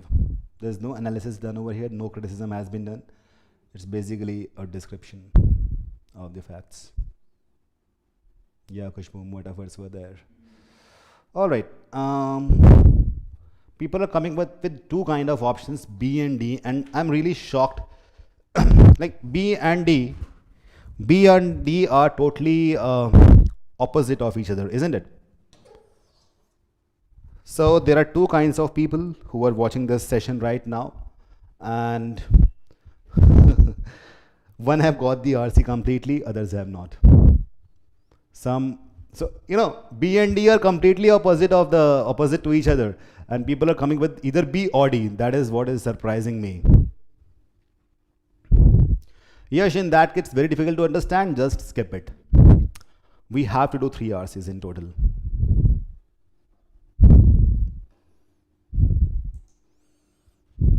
Isn't it?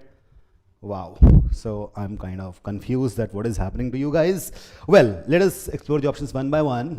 The first one says the railroad undermined America's progressive tendencies. Not really. It kind of progressive ही था basically. It did not undermine. C says Ralph Waldo Emerson thought that railroad would harm America. Not really. He was in support of that. B says Americans in general were against the railroad. D says Americans generally supported the development of the railroad. All right. Tell me something. The entire passage has mentioned a few examples, like the basically the people who are editors and writers and poets, etc., plus journalists, plus the promoters. There's no example of any American society or culture which has talked against the railroad, isn't it? So basically, what does that mean? And moreover, the passage starts with this thing that Americans were looking at the steam engine as their national character. Of course, because there was a lot of promotion going on, but this is what they looked at. So in a way, generally, except few misgivings, they were generally supporting the development of the railroad. D is the correct answer over here. The people who marked B, I know why they marked B, because when I was explaining, I was talking about how narratives are formed. But at the same time, I also said narratives are important. These guys were actually, they were supporting, and Americans, the creators of the railroad, steam engines, and even the promoters and the journalists were all Americans. वो क्या बाहर से आए थे क्या? वो Mars से तो नहीं आए थे ना? Do you get that? No, Devanshu, that's not mentioned. That is what author has said, because some Americans might be considering that is why we kind of had narratives. ऐसा कहीं बोला नहीं है कि उन्होंने कंसिडर किया था, वो कर सकते थे, इसीलिए हमने बहुत सारे narratives बनाए. Right?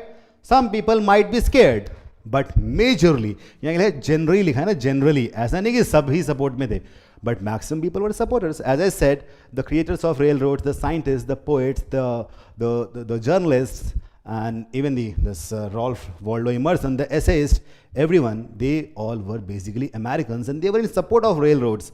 D goes with the answer.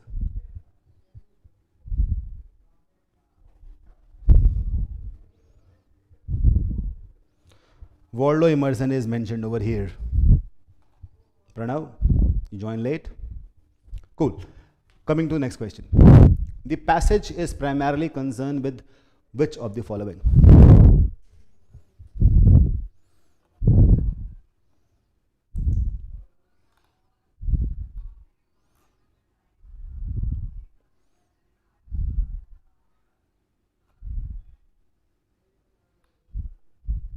Pooja, I hope your query is resolved.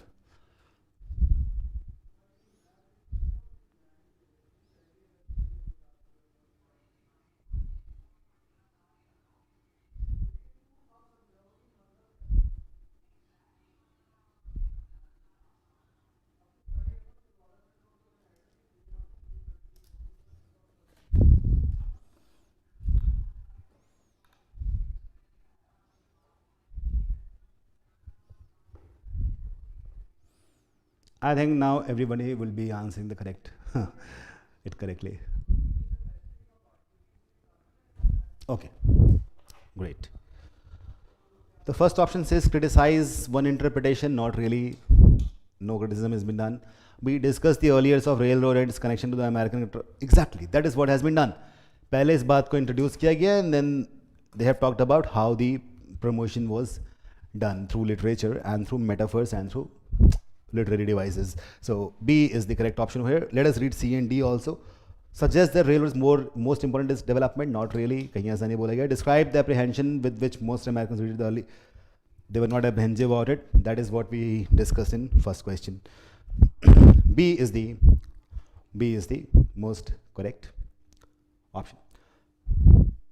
Early years of railroad and connection to American character, because the entire narrative, all the articles, all the promotion was done based on the how American character is in comparison to the railroad. Coming to third question. According to the passage, which of the following is most likely to be true about Ralph Waldo Emerson's beliefs?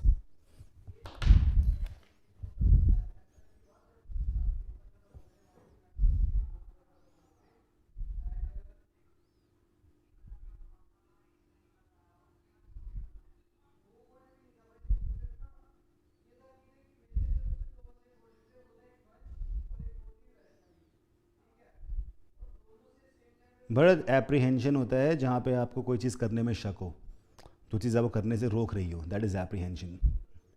Ayush, yeah, it's moderate level RC and it's really interesting. This is a kind of very direct question, I must say, that Ralph Waldo Emerson, he, if you look at the last paragraph, it comes from here and ends it here. So basically, it was the technological progress was basically unifying Americans. C option goes correctly with it. We'll go with option C. That is the correct answer, and almost all of you have got it correct. Fourth, suppose, यहाँ पे suppose वाली बात आ गई है. Okay, assumption based question है. Suppose that an early 19th century American inventor had developed a device that made it easier to construct multi-story building. How would early 19th century Americans be expected to react to this invention? Wow, such a nice question. Think about this.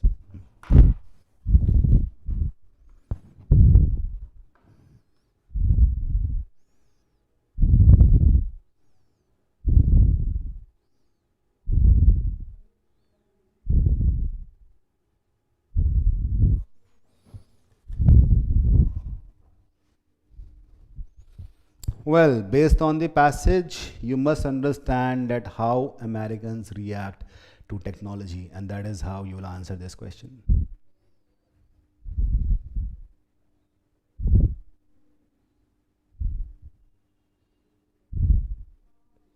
And in fact, even not just the passage, this is true.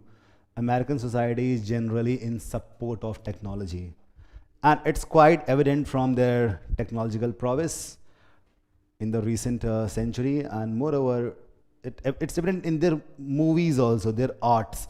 For example, their movies. If you look at the movies, the Hollywood, you know, Avatar is there, Inception, Interstellar, Matrix. So these guys, they kind of generally support, you know, technology. Option B would be the most appropriate one. It's given in the passage, and even if you don't know the passage, this is something which all of us understand about American society. And that is why somehow I feel that American society, this is my opinion, that American society is the best society right now. Of course, there are some kind of bad things which happens everywhere. There are pros and cons, but the people have this kind of scientific and artistic acumen. And that is why they produce literature and cinema and technology in such a way that the entire world gets shocked.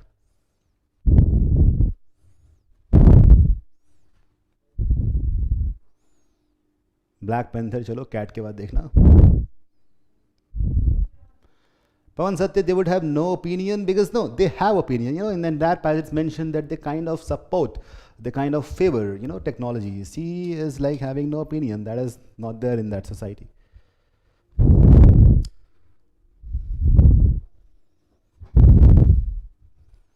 Pratik, I would tell you something like divorces. This is something and another thing to discuss. We'll discuss that sometime when we'll be when I'll be training you for GD and PI. But divorces are not always bad. In some cases, in 50% cases, they are good. All right. Literature-based RC is the last RC for today.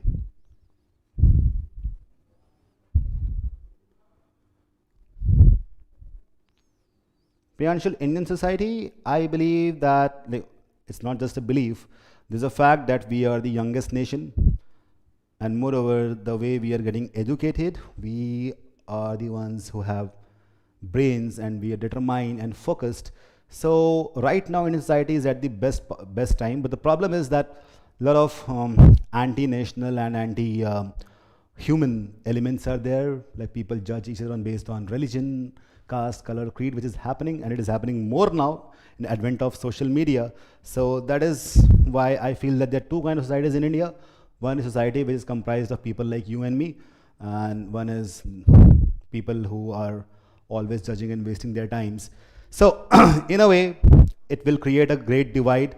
In 50 years, there will be people who will be completely different from other people. There will be two kind of people only.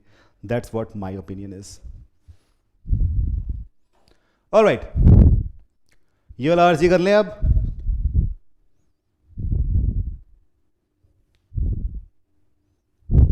How many of you want to me to continue this session without giving any break, and how many of you want the break?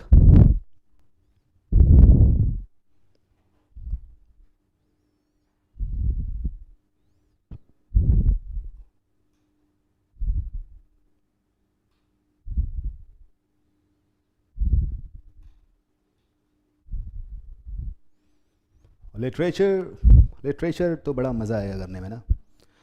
कर ही लेते हैं, फिर वीए के पहले एक break ले लेंगे if it is required. Cool, no break. Let's do this RC. Wow, that's what I wanted to hear.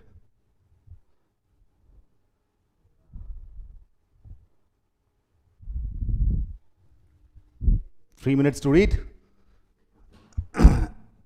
and then we will discuss the questions.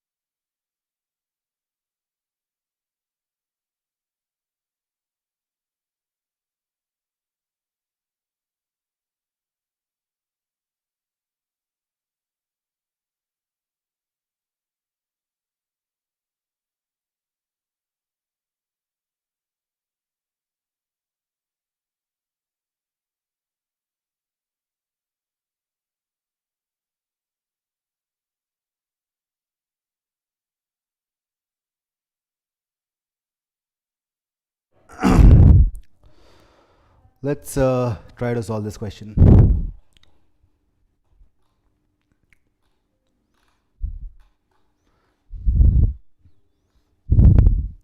Cool. Labeling Zora Neale Hurston, a writer of the Harlem Renaissance. You know what is Renaissance? It's a new world, new movement. Writer of the Harlem Renaissance. And you know what is Harlem Renaissance? Anyone? Harlem Renaissance. Harlem Renaissance was basically, it happened in 1920s. GK बता रहा हूँ मैं, इसके थोड़ा question answer मत करना, okay? In 1920s, it happens with the black Americans, you know. So there was a movement, they're flourishing in terms of arts, dances, writing, literature and stuff like that. That was Harlem Renaissance. All right? Got that? That is Harlem Renaissance. Okay. Is the characterization that may at first glance obscure rather than clarify the particularities of her career. The Harlem Renaissance was a spirit more than a movement, and because the spirit is ephemeral. What is ephemeral? Ephemeral in Hindi is called as Kshanbhangur. Now I don't know whether you know what is Kshanbhangur. Kshanbhangur is something which is momentary, you know, kind of temporary. Not just temporary, it's momentary. Got it? Ephemeral. And because the spirit is ephemeral, generalizations about the Harlem Renaissance and its writers are either too hard or too easy. They have come easily enough to a whole generation of critics, but their pithy summaries, what is pithy? Kind of very aggressive, too much in the face. Pithy, intense, you know, pithy summaries seldom reflect the wide divisions between blacks and whites, the black intelligentsia and black workers, black writers and the middle class audience that marked the era.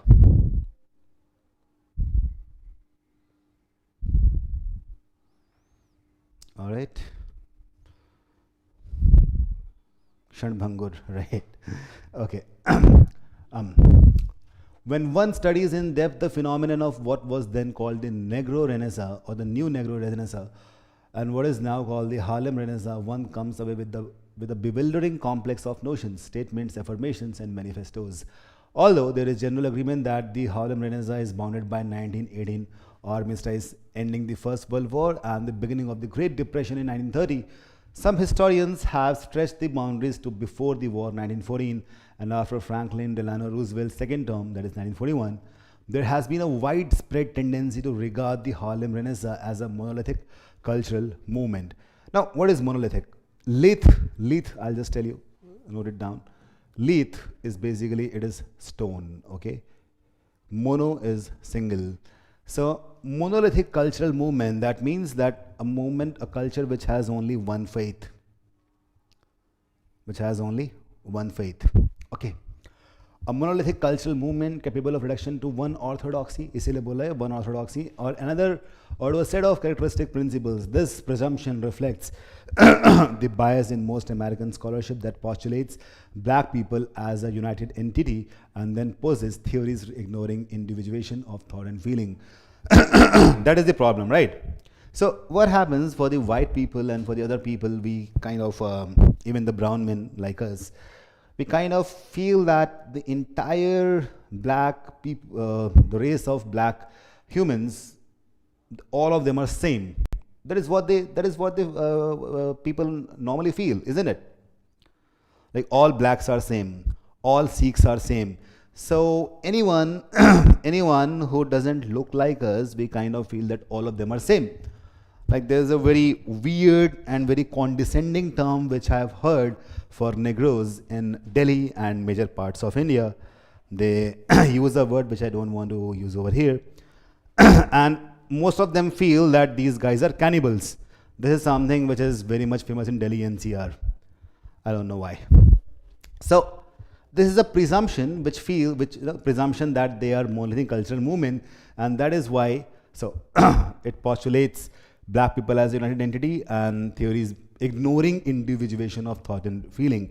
They also are individuals, all of them might be having different feelings. That is something which most of critics fail to understand, and that is what the presumption is. All right?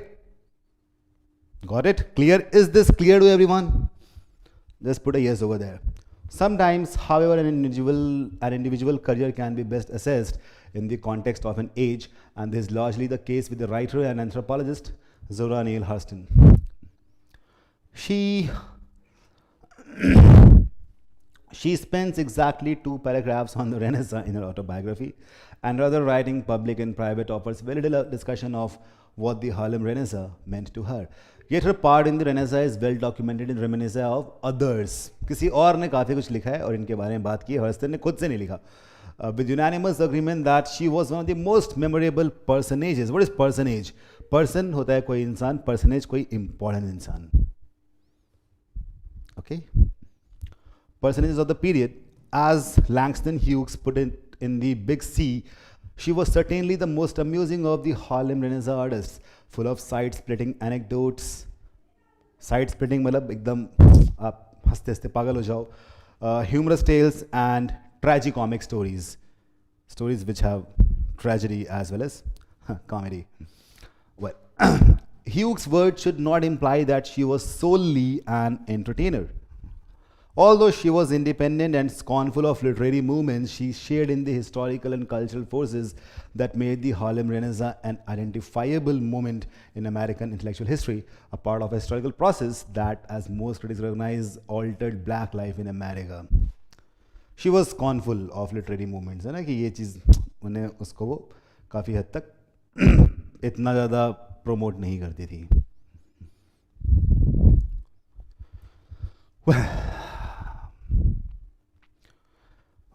She in turn responded to and helped to shape the aesthetic assumptions of that era. Between 1919 and 1930, black writers were published in greater numbers than in any single decade in American life prior to the 1960s. 60s के पहले, उसके बाद तो काफ़ी हुए. Hurston's awareness of this literary ferment certainly contributed to her development as a writer. All right, it's a nice passage, I must say.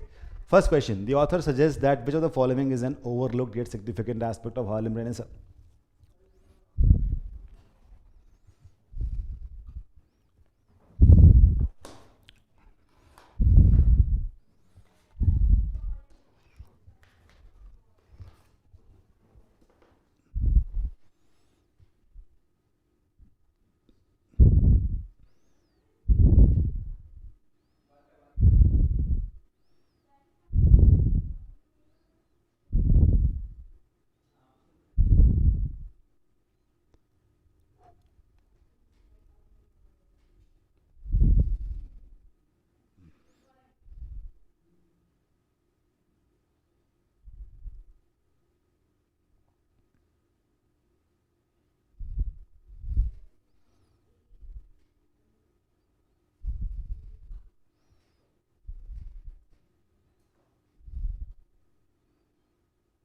Read the question carefully. Ria would skip the whole RC. Okay, so people are divided between B and E. Overlooked yet significant. ज़्यादा ध्यान नहीं दिया गया लेकिन तब भी वो important है. Which is that? Okay, they have talked about there is a line in the passage that talks about that generalizations about the Renaissance and its writers are either too hard or too easy, right? And they have come easily enough to a whole generation of critics, but their pithy summaries seldom reflect the wide division between black and whites, intelligentsia and workers, writers and the middle class audience that marked the era. So here, if you look at this statement, which talks about the black writers and their audience, this is something which has been overlooked, and it is significant at the same time. And why it is overlooked? Why is it overlooked? How do we know it? It's too hard or too easy, and they have come easily. बहुत ही आसानी से critics के पास ये चीज़ पहुँच गई, but ये चीज़ overlook हुई थी. So A is the not A, sorry. Which option? Yeah, D. The nature of the relationship between black artists and their audiences is overlooked, but it is very important in shaping up the entire culture and building up the Renaissance. Cool. D is the correct answer over here. I think a lot of you got it correct. Cool. Next. Which of the following facts mentioned in the passage supports the author's statement that the Harlem Renaissance was an identifiable moment in American intellectual history in the highlighted text? Identifiable moment.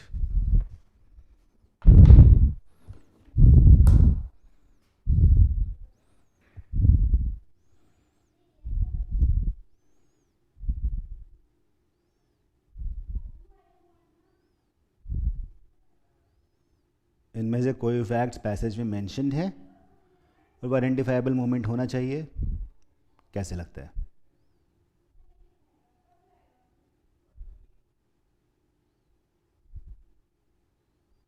जो passage में mentioned है वो वाली बात आपको देखनी है.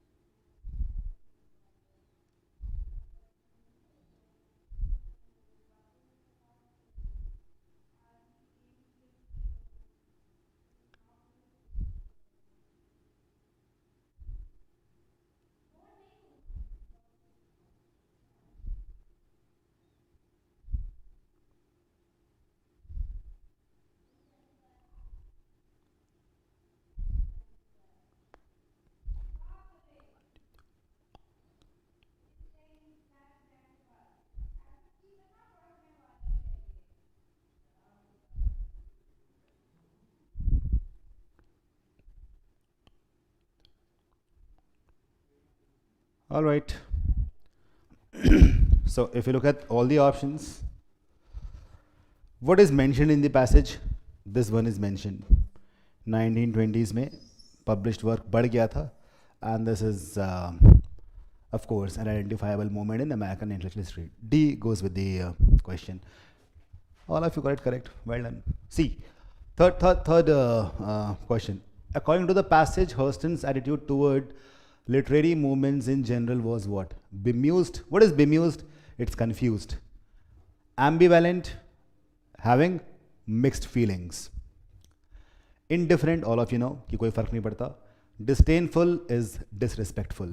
So I have told you the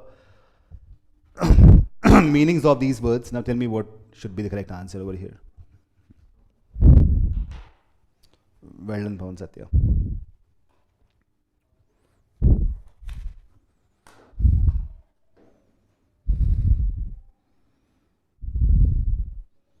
Good, Ria.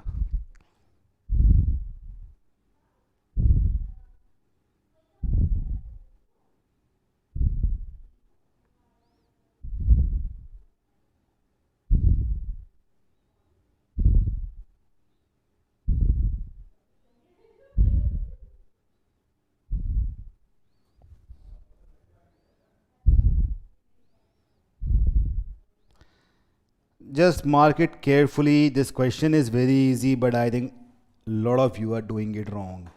I don't know why.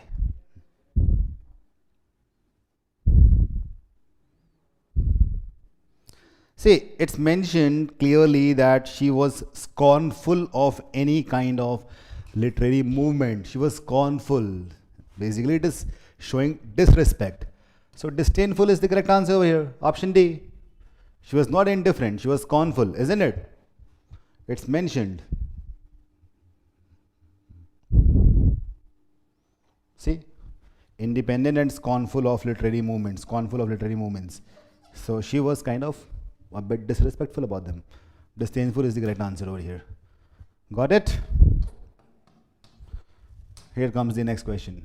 It can be inferred from the passage that accounts of Hurston given by her contemporaries emphasized which of the following?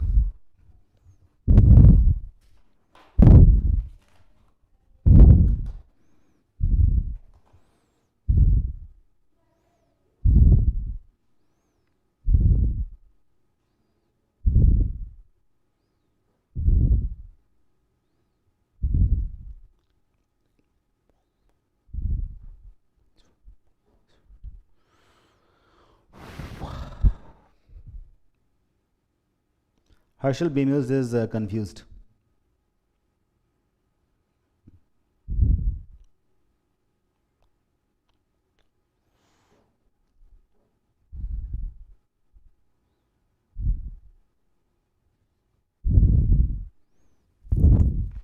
All right.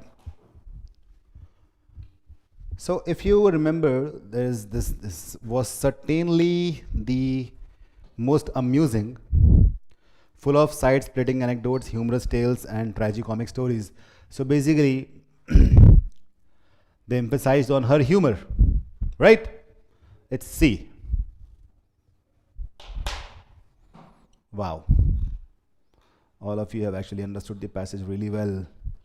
Cool. So here we are done with 6 different RCs of 6 different possible genre of cat. Now we have to do verbal ability, in which we'll be doing parajumbles, parasummaries, and odd one out.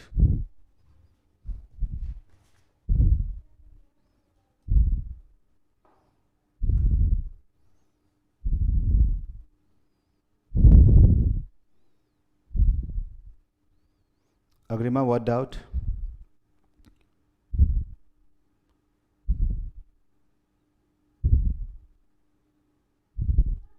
Reminiscer? It's basically something which happened in the past, to talk about it, kind of a story. Pratik, I answered that, I think 2 to 3 minutes. All right.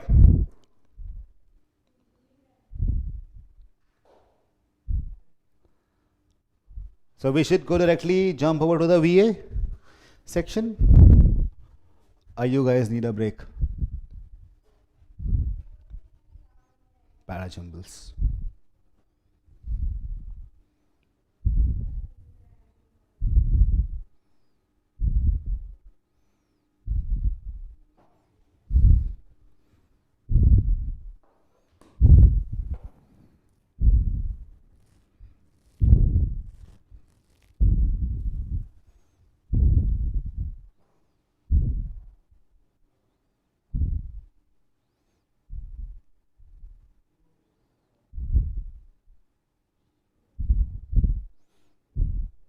थोड़ा break चाहिए.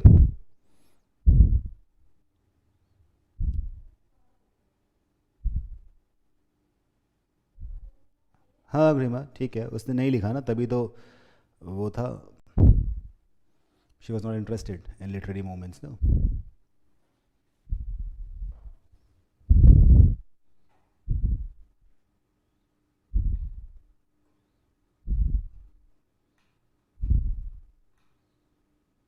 Abdullah says break is now up.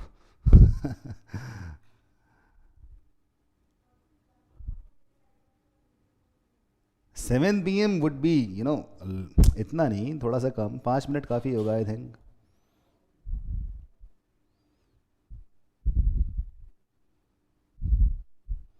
The clock shows 6:42, 6:43. Let's start at 6:50.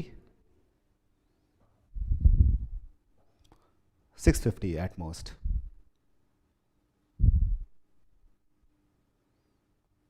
Okay, some people are saying we should continue like this. I have no problem.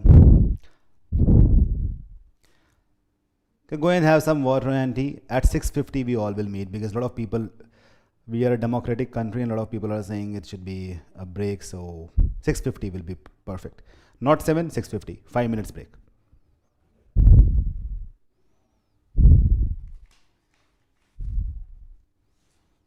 All right, don't go anywhere.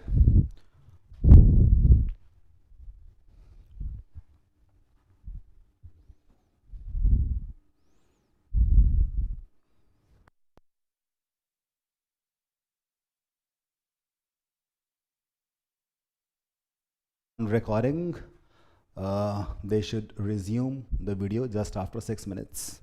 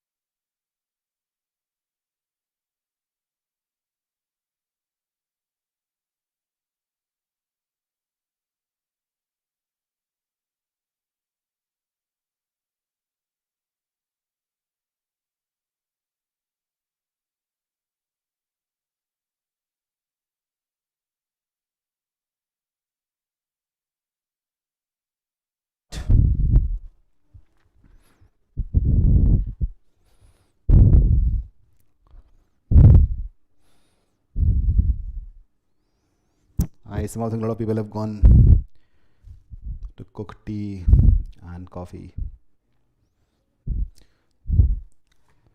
Cool. Parajumbles, the most confusing one because we have 24 different possibilities over here.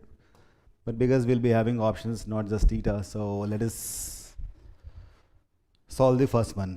1 minute for each parajumble. Not much.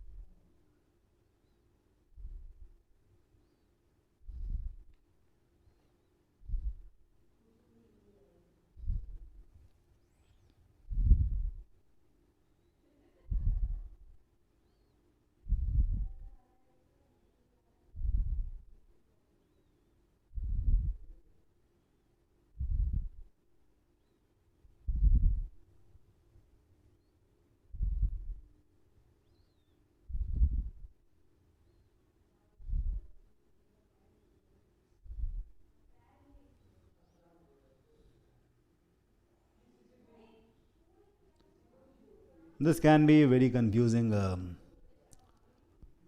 parajumble.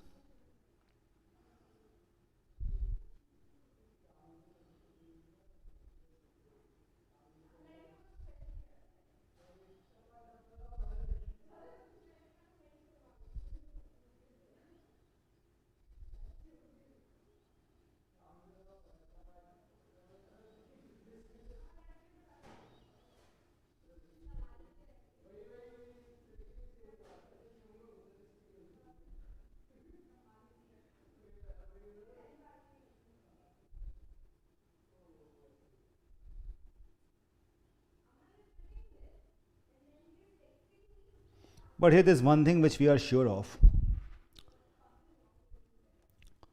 that 3 and 2 form a mandatory pair and 4 and 1 are also connected in some way. See, BBC is British Broadcasting Corporation, so it is comprised of a lot of channels. Radio 4 is one of the channels. Going by that logic, if 3 opens the paragraph, the BBC's fondness for second-rate comedians is one of the greatest puzzles of our age.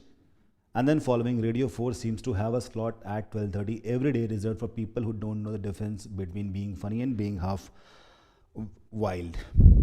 Alright, so 2 follows 3, that is for sure. 3 and 2 form a mandatory pair, isn't it? BBC, British Broadcasting Corporation, पूरा आया second rate comedians है, इसीलिए उनको नहीं पता कि उनके audience को नहीं पता कि what is the difference between being funny and being half wild. So 3 and 2 essentially form a mandatory pair. Understood? 3 शुरू करेगा और 2 उसको ख़त्म करेगा.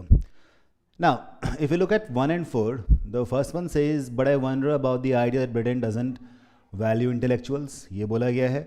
और fourth बोला गया है, the British have built palaces for at least some of the most prominent examples of the species in the form of Oxford and Cambridge colleges. तो but इसने बोला है, इसका क्या मतलब हुआ कि 4 should come first. So 4 and 1 also form a mandatory pair, isn't it? Like the British have built Oxford and Cambridges, but I wonder about the idea that Britain doesn't value intellectuals. Is that right? So 4 and 1 form a mandatory pair. Now the answer should either be 3-2-4-1 or 4-1-3-2. Right? Sahiba Alam, because BBC is a bigger network. Radio 4 is a part of BBC. That is why. So we should go from, the more general perspective to a specific perspective. Clear? So it should either be 3241 or 4132. Now, tell me what is more logical. So first of all, I would like to, and moreover, one looks like a concluding statement. That is one thing, that is how conclusions are written. That is one thing. The other thing is, if you want to go towards the intellectuals, you would start with something which is not intellectual. So the 3 and 2 talks about the people who are not intellectuals, second-rate comedians, and 4-1 talks about the intelligentsia. So 3-2-4-1 will be a more suitable option.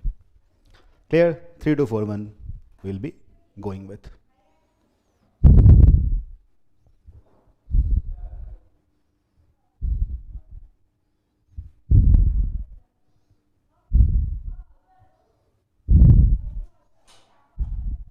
Got it?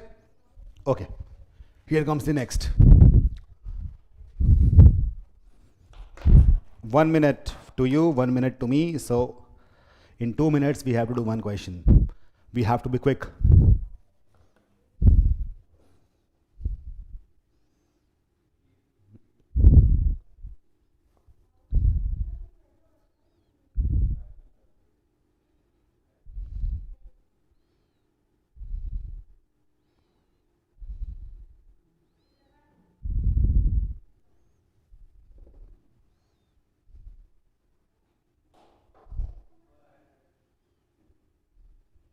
Pooja, in 3, yeah, so 3 opens, 3 opens with a problem and 1 gives the conclusion. Right, Pooja? That is how a structure of a paragraph is. You open with a problem and then you conclude it. Right? So 3 opens, 1 concludes. Ayush, that's your passion. Okay.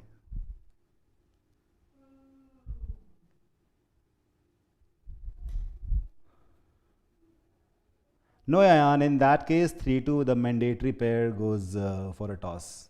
The way you gave your logic. चलो इसका answer जल्दी से बताओ मेरे को.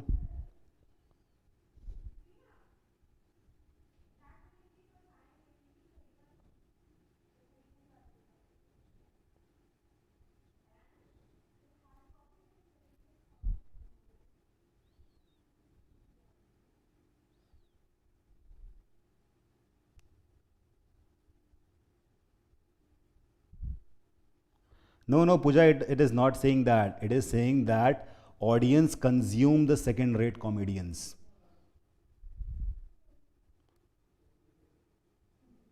इसीलिए तो वैसा कर रहे हैं, बट एक तरफ इंटेलेक्चुअल्स को वैल्यू भी किया जा रहा है ना. तो यूनिवर्सिटीज में वैल्यू किया रहा है, लेकिन जो रेडियो ब्रॉडकास्ट है वहाँ पे ऐसा नहीं है.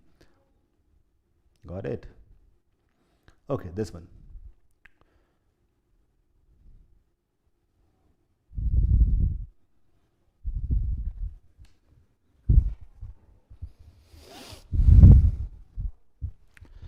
If you look at the shortest statement of this parajumble, that is second, the shortest one, but digital markets are highly concentrated. Looking at but, we know that it is following something. What would it follow? It will follow something which talks about digital or technology markets, the benefits of it. Then only we'll be talking about, okay, there are benefits, but it is highly concentrated, isn't it? Does it make sense to everyone?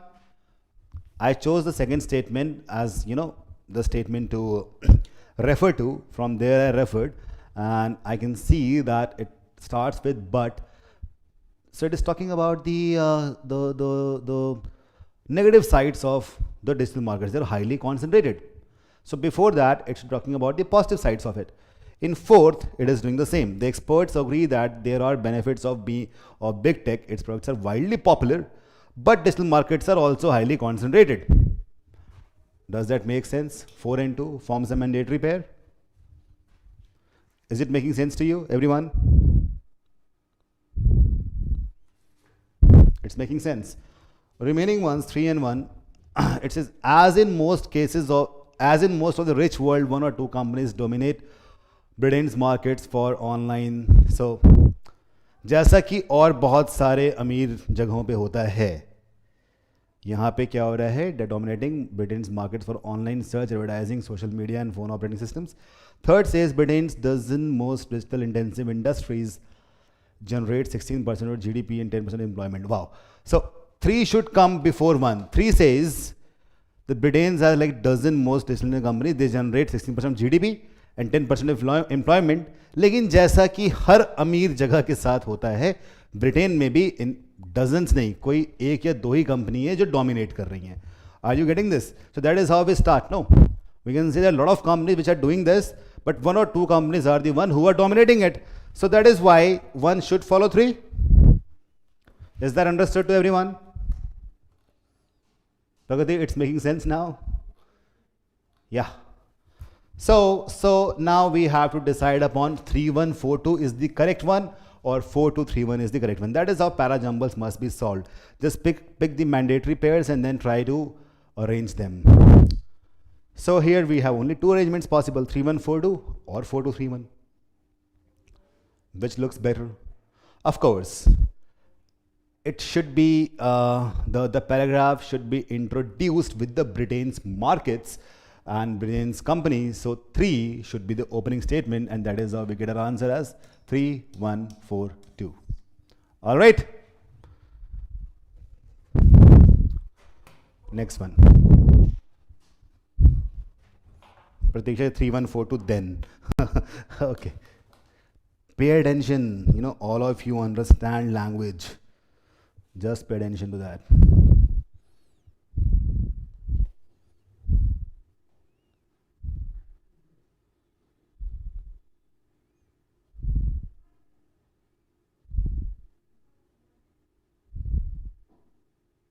This one is easy.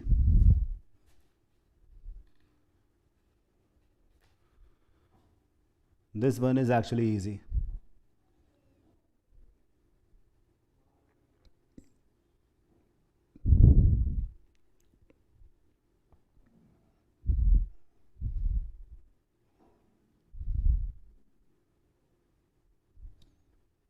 Chronology दे रखी है, बहुत ही आसानी से solve हो जाएगा.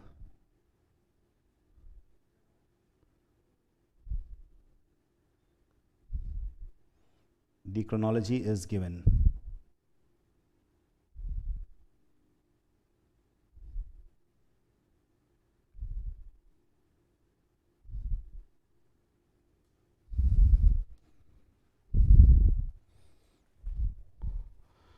And you know what? I don't know, just because you guys tend to be careless while answering the questions, or maybe you are tired, I don't know why you do wrong even if everything is too easy to solve. Everyone is answering 2413. It is wrong. 2413 is wrong. I'll tell you why. Dmitry Mendeleev, a Russian chemist, devised the periodic table 150 years ago. Periodic table की बात हो रही है तो शुरुआत कहाँ से होनी चाहिए? जब वो शुरू हुआ था, जब बना था. 2. फिर periodic table पे क्या था, ये बात कहनी चाहिए. So 4th option comes then. 4 should be followed by 2. 2 and 4 are mandatory pair. 2 is opening the entire paragraph. That is for sure. It assigned positions to 63 elements known in his day. 150 साल पहले की बात हो रही है. तो अगर हम 2020 को भी मान लेते हैं, 20 को मान लेते हैं, तो ये बात 1880 के आसपास की है, 1870 के आसपास की है. Isn't it?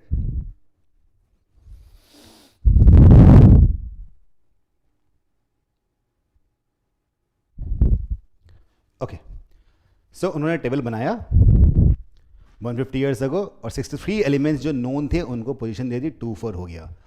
उसके बाद यहाँ प्रॉब्लम क्या आती है? लोगों ने 1-3 कर दिया, ये होना 3-1 चाहिए. I tell you why.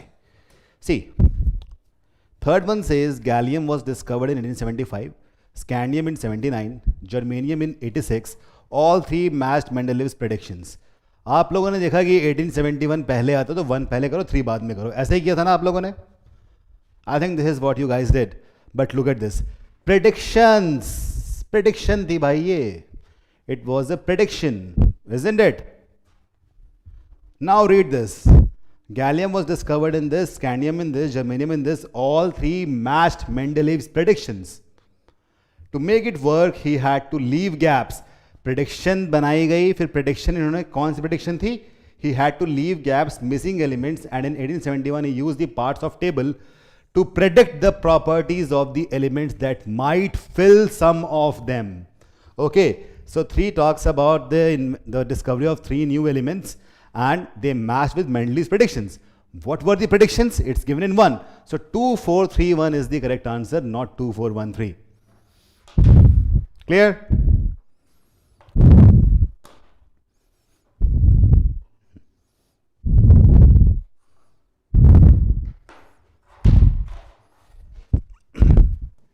Okay, next.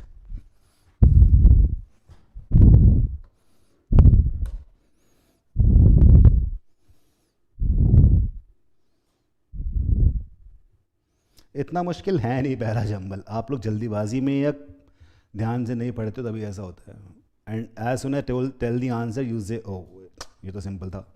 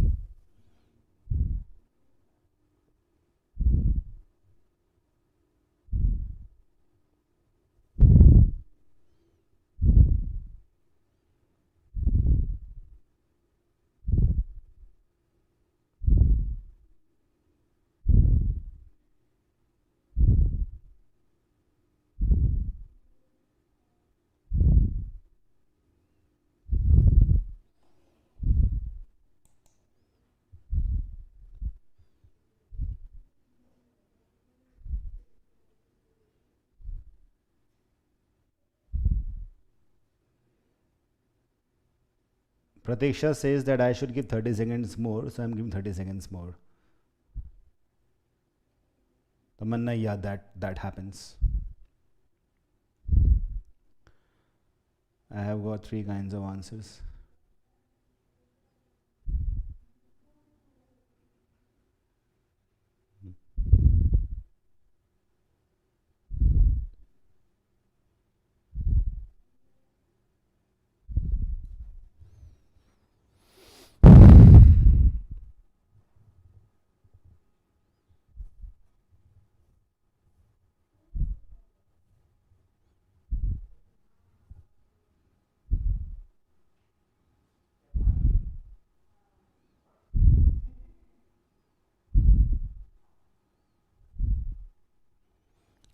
Okay, let's try to solve this.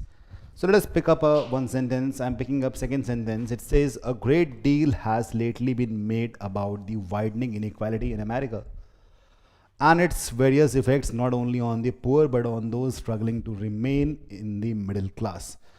Now this looks like the opening statement. It can be opening statement. We are not yet sure, but it can be.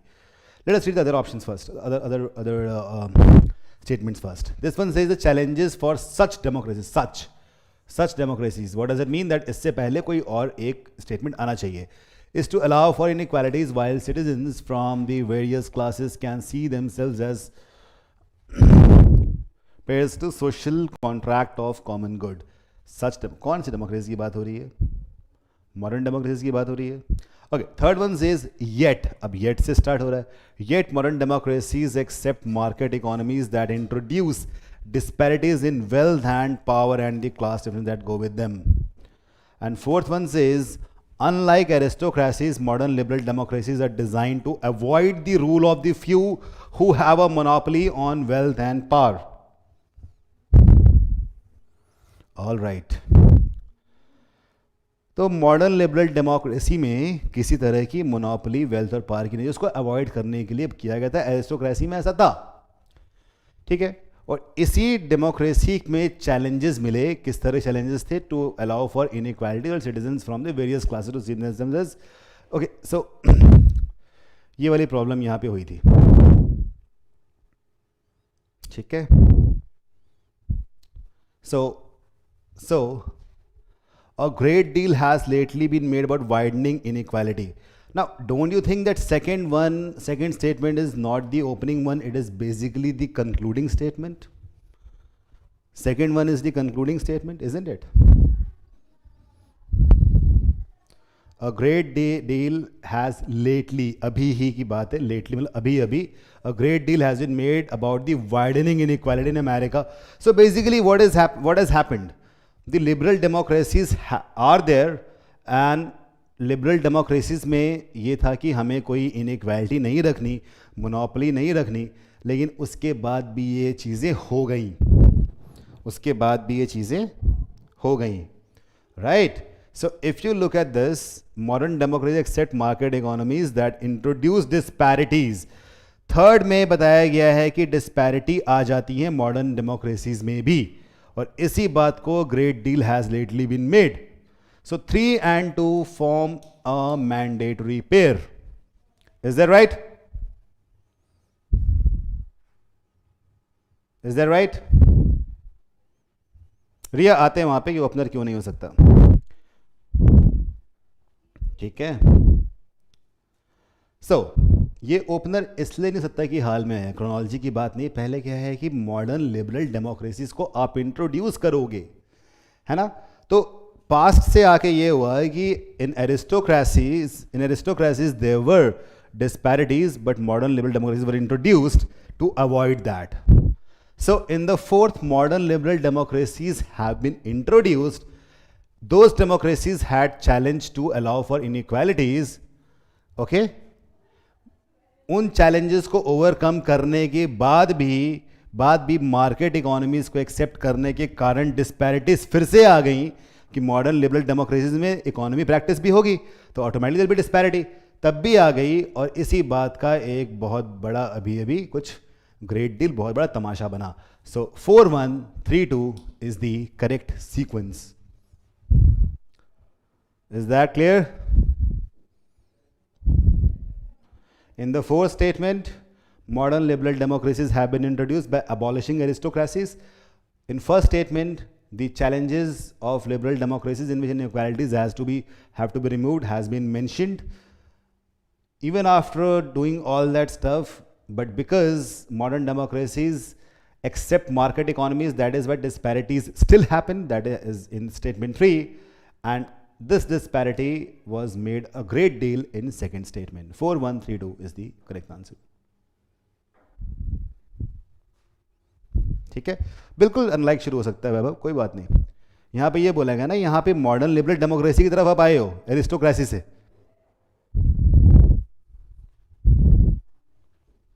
Pratik, of course it can. When you see, the thing is, there is a passage which talks about modern liberal democracies, and it tells that this democracy was, this kind of philosophy, this kind of policy was made by abolishing the previous philosophy, isn't it?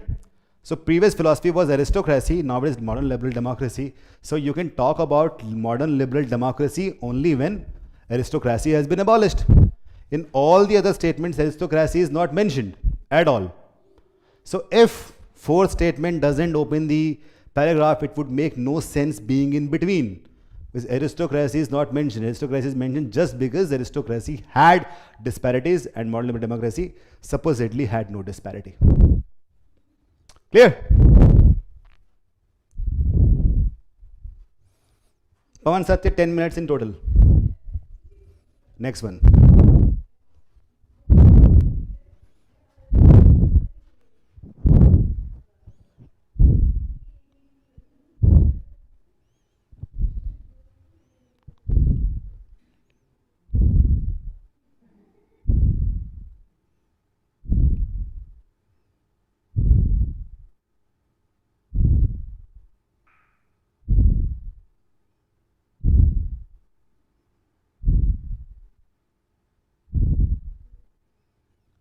This one can be easy.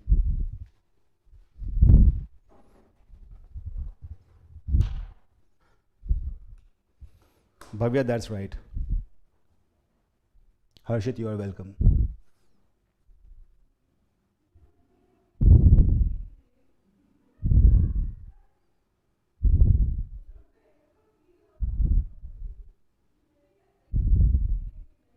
Statement हमने पूछा, हल्का सा typo है. It is at par था वो.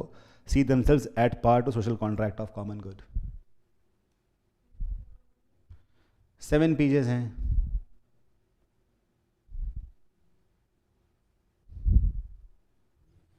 This one was easy. Wow. I'm so happy everybody got it correct. Well done, guys. Cool. 1423 is correct. I don't think even I have to explain this. Most people habitually eat between 3 to 6 small meals per day. फिर meals के बारे में बात की गई है कि भाई उनको इतने से पेट भरता नहीं है और साथ ही और अगर खाओगे तो क्या होगा, you will feel exhausted sluggish अगर इतना खाओगे आप तो. ऑन द अदर हैंड फिर वॉरलॉक डाइट की बात की गई है. या 1423 make sense and all of you got it correct. Very good. So ऐसा नहीं है कि आप कोई पैरा जंबल नहीं कर पाओगे. 3 आएंगे तो 2 कर सकते हो.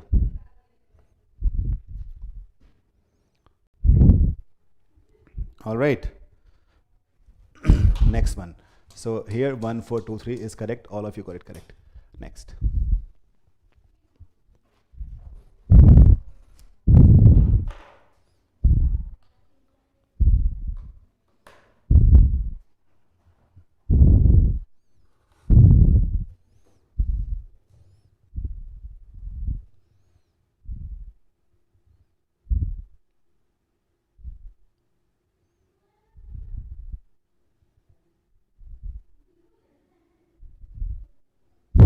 सार्थक कह रहा है जान कर इजी डाला गया है.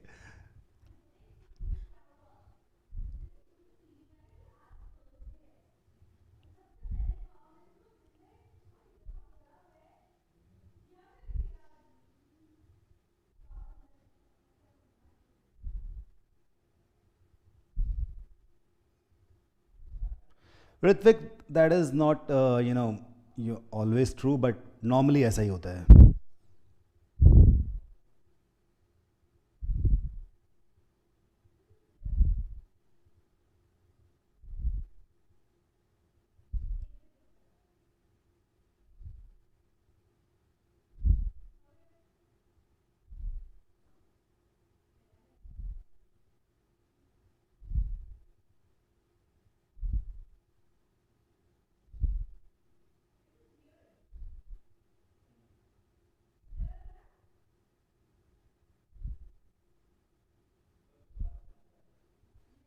Guys, this parajumble has got some kind of typo. It's our me. Something is missing over here.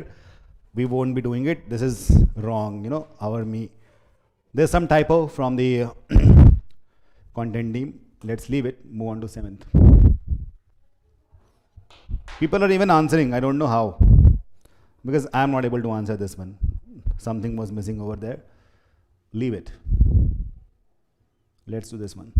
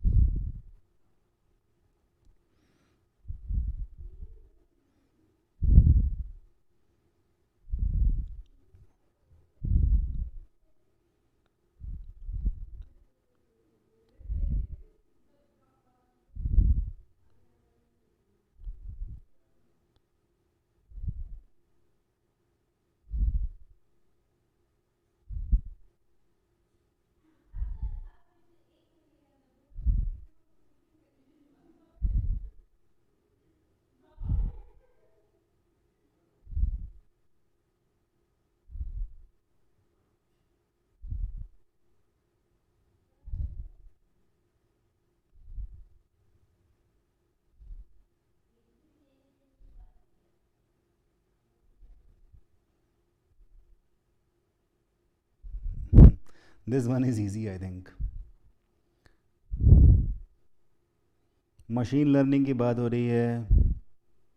अच्छा, इस पे मिस्टेक है लेकिन फिर भी सॉल्वेबल है, कोई बात नहीं. इसमें टाइपो है जो समझ में आ रहा है. पिछले वाले में तो ग्रामर ही गलत हो गई थी.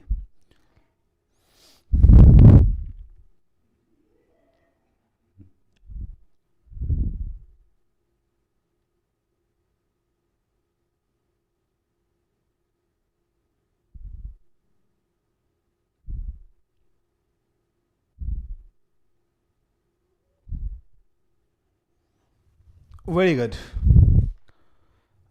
2143 is correct, not 2134. So, needless to say that 2 will begin the statement. Machine learning kind of subfield of AI is a means of training algorithms to discern empirical range within immense range of data. reams of data. So basically, it is training algorithms. It can approximate its answers with a specified and steadily increasing degree of certainty, reaching levels of accuracy that surpass human specialists.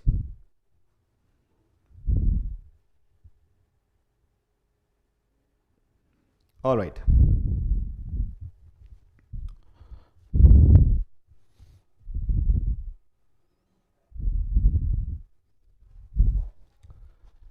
Third one says using analytical protocols modeled on the neurons of the human brain in an iterative process of trial and error, the algorithm figures out how to discriminate between cancers and freckles. 4. Run a purpose built algorithm by a pile of images of moles that might or might not be cancerous and then show it images of diagnosed melanoma. Melanoma is a type of cancer. All right. So basically, fourth one, you can run a program, and then to train the algorithm, you will use third one. So 4 and 3 form a mandatory pair. Is that right? 4 and 3 form a mandatory pair. Right? Okay. Now look at second statement. It says machine learning, kind of a subfield of AI, is a means of training algorithms. Training algorithms. Wow. So when I look at this, training algorithms, I would say that training should be coming first and then other things. So what normally happened with you guys, you thought, okay, machine learning, it doesn't mention, and then machine learning के feature बता दिए गए हैं, but no, this won't make sense. I just realized. So I will open the paragraph with 2. 2 talks about a kind of subfield of AI, means of training algorithms. Then an example of training of algorithm is being given in 4 and 3. And then one would be concluding statement which says it can approximate its answer with a specified steadily increasing degree of certainty. Okay, so see here what happens. In 3 it says the algorithm figures out how to discriminate between cancer and freckles, and then it says it can approximate its answers with a specified and steadily increasing degree. So 2, 4, 3, 1 would make the most sense. It's not 2, 1, 4, 3.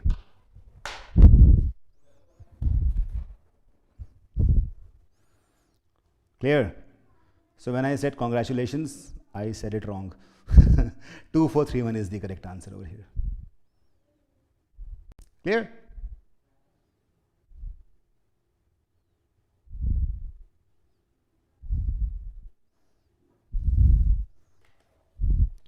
How many of you got that correct? 2, 4, 3, 1.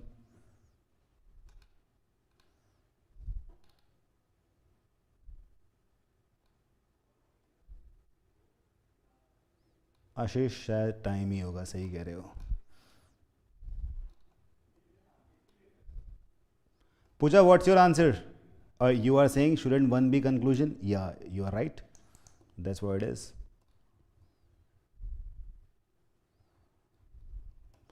Cool. So we are done with parajumbles. Now let us move on to the next set of problems. That is, what is this? Odd one out. Well, we have 5 statements. We have to choose one which is out of context or odd one out.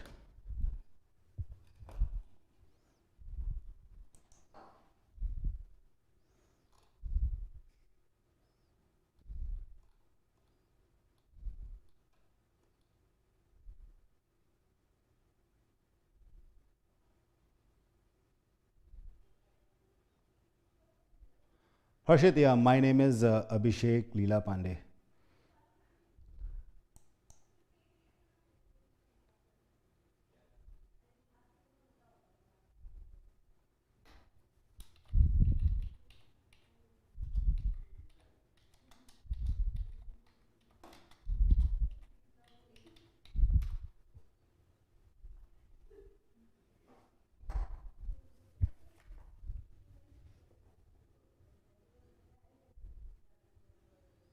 Saugata 2.1 doesn't show the summary. In fact, 1 talks about the approximation specifically, what happens after approximation. That is why 1 will be in the end.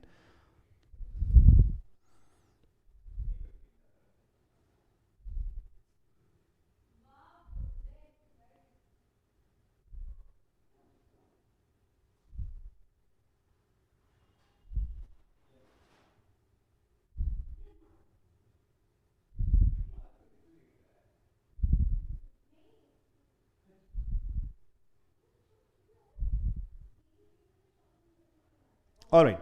So if you look at all these statements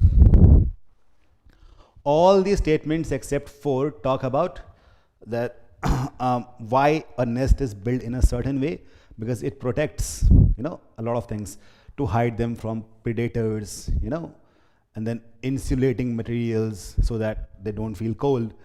Fifth one talks about they don't get blown out by wind. Third one says it serves different purposes. So third one talks about different purposes, and 1, 2, and 5 talks about the purposes altogether. But fourth one talks about how the nests are built. So this one is the odd one out, and I think all of you have marked 4. That's correct. Fourth one is the odd one out here. Coming to next one. Odd one out is easier than parajumbles.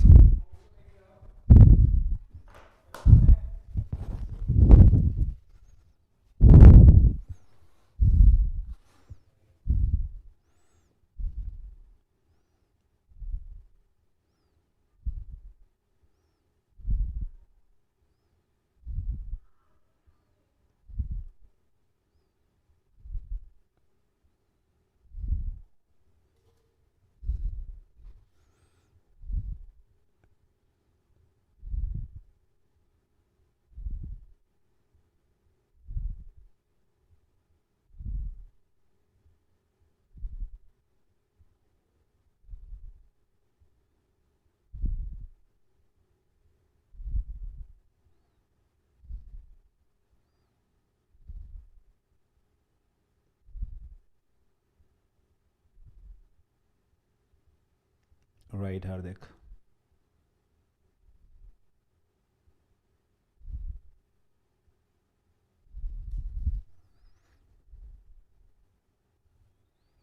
पर देखो उसमें किसी से बच चिड़िया बस इस चीज़ से बच नहीं रही थी ना फोर्थ स्टेटमेंट में. चलो ये वाला देखते हैं. इसमें क्या हो रहा है? So if I try to make a consistent paragraph.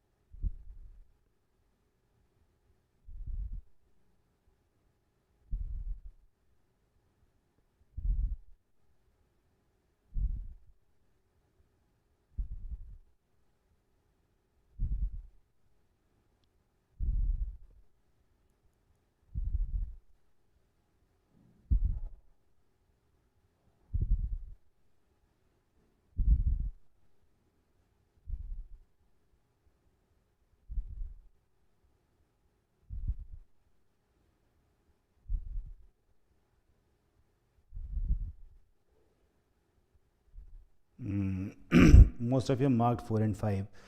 All right, let us try to make a coherent paragraph.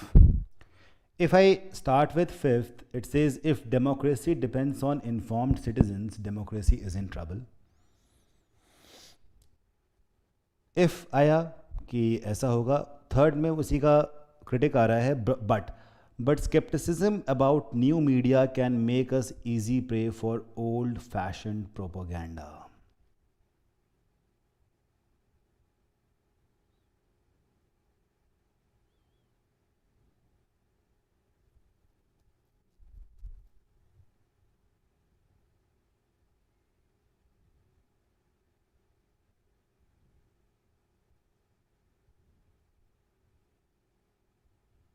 Isn't it? Okay, so fourth can open the paragraph. If democracy depends on informed citizens, see, यहाँ पे ना Donald Trump is not important. What is important here? The skepticism about the new media and the social media, right? So do not pay much heed to Donald Trump. Donald Trump here is basically an example. Okay, see, Fourth one says, if democracy depends on informed citizens, democracy is in trouble. Third, but skepticism about new media can make us easy prey for old fashioned propaganda.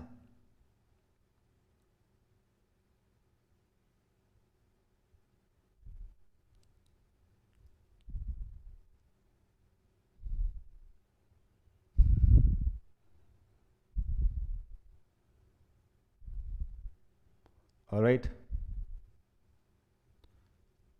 Donald Trump notoriously explains away critique by appealing to this skepticism.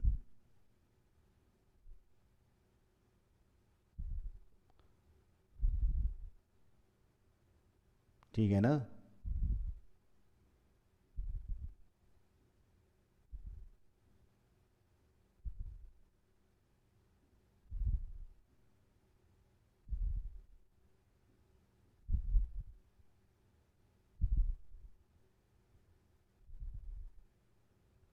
Basically, people are skeptic about the new media, and that is what Donald Trump is playing on, this kind of skepticism.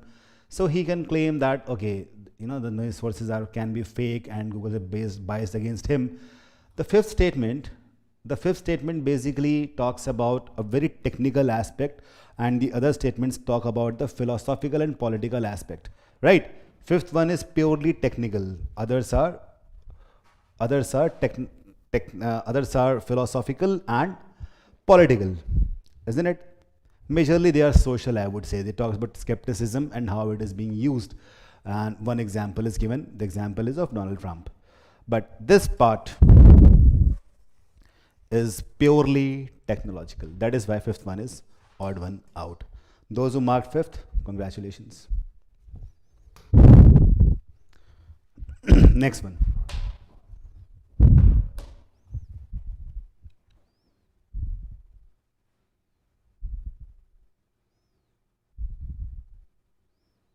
Fourth तो होगा ही ना इसमें, fourth हमेशा होगा कि fourth के by third का कोई सेंस बनेगा. फोर्थ लग रहा है देखने में odd one out, but it is not odd one out. कि इन्फॉर्मेशन नहीं थी ना उन लोग को, इसी कारण से डोनाल्ड ट्रम्प ने इस चीज़ पे खेल लिया, अदरवाइज वो ना खेल पाते. That is why fourth should be a part of the paragraph. Got it?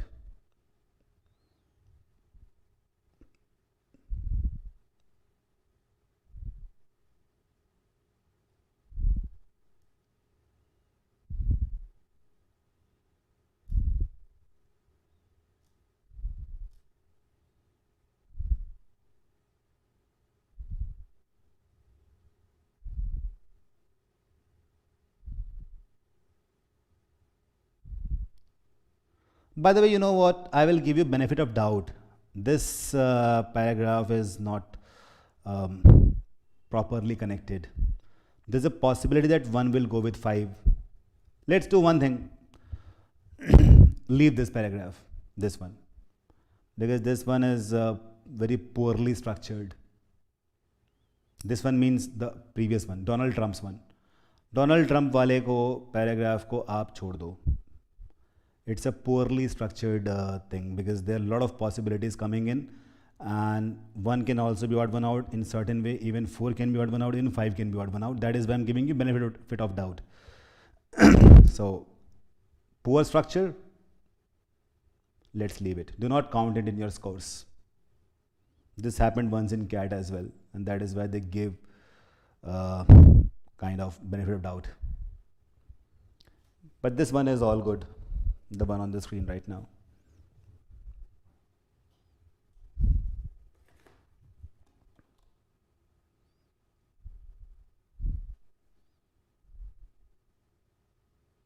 प्रतीक, मेरा तुम्हारा सवाल समझ नहीं पा रहा, आप क्या पूछ रहे हो exactly?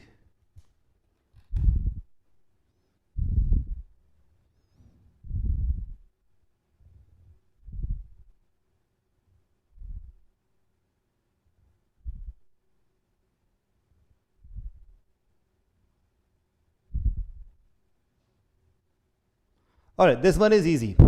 First one talks about the all-white dress code of the participants this event, the Wimbledon Championships. Second one talks about that. Third one talks about dress code again written in 1880s. Fifth one talks about Wimbledon. So Wimbledon has been kind of introduced in fifth statement. It talks about gentlemen and ladies and their dress codes.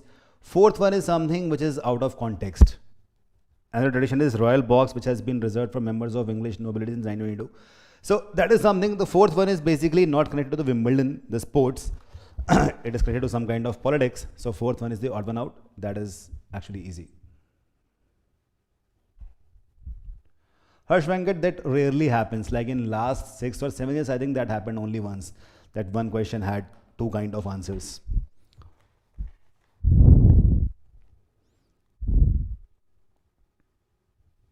Okay, here fourth one is correct.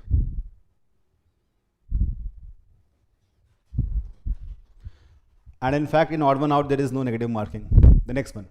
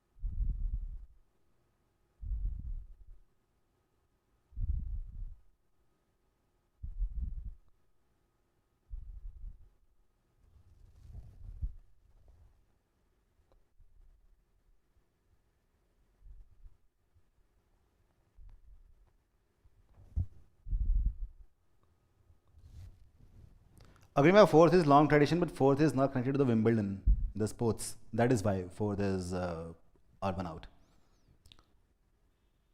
Sahil and Agrima.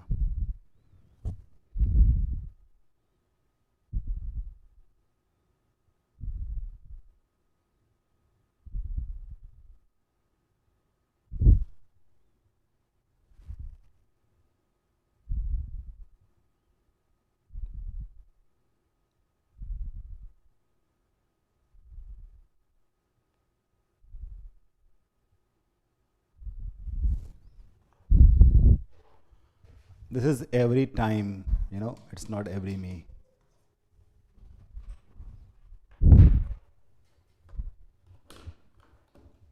Yeah, Harsha, now I got it. It's in our time. TI has somehow got lost.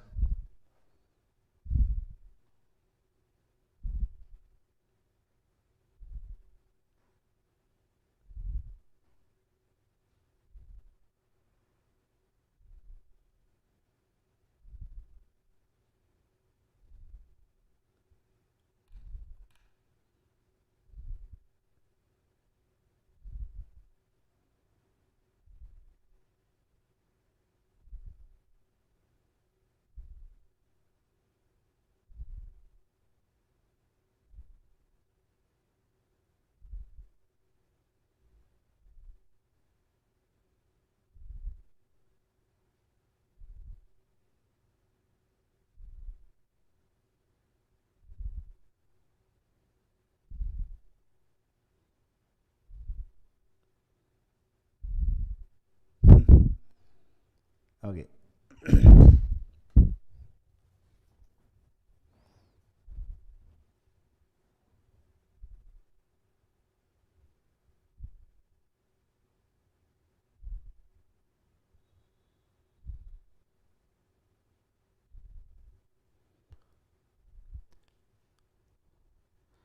So this passage, this paragraph should start with third statement, which says dictionary defines a blind spot as that area in your range of vision in which you cannot see properly.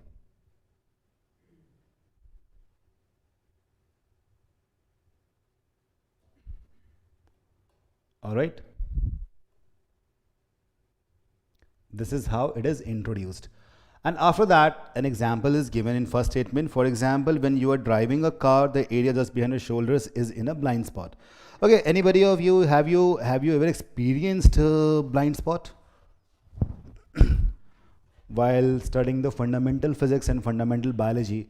This is something which we did blind spot where nothing is visible. So dictionary defines a blind spot as that area in your range of vision in which you cannot see properly. For example, when you are driving a car, the area just behind the shoulder is in a blind spot.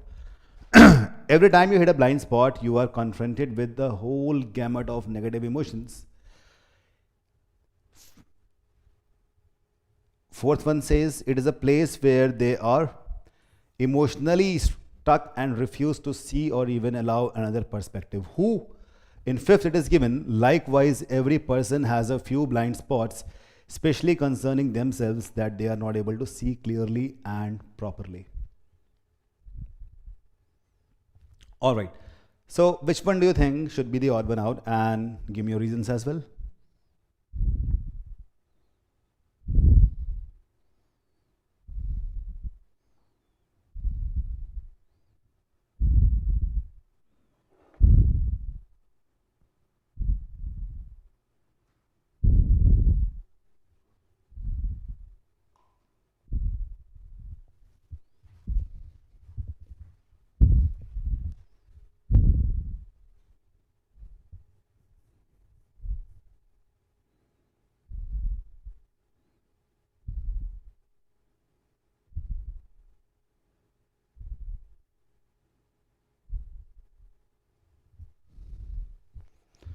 All right.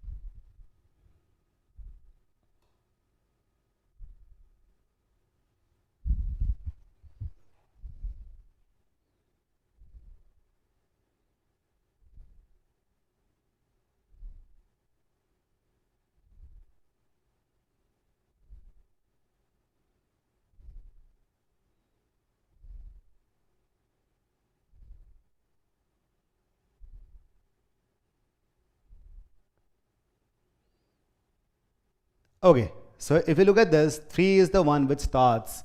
Three is the one which starts the passage. It talks about what blind spot is. In first, the example is given to define the blind spot. Likewise, then after that example, there is a comparison made by using the term likewise. Now, the third is the definition. First is the literal meaning. Fifth one is the comparison between literal meaning and the emotional blind spots of people. And then in fourth, those blind spots, the philosophical and emotional blind spots have been mentioned. So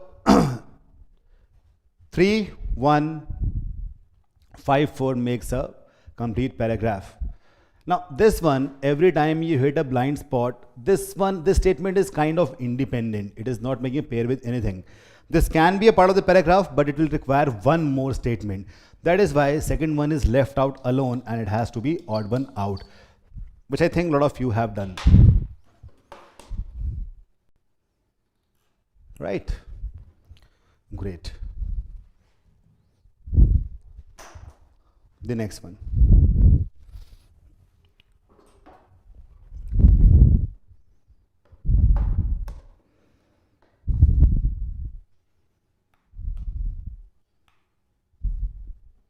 Dipanshu, that is a kind of metaphor, the comparison.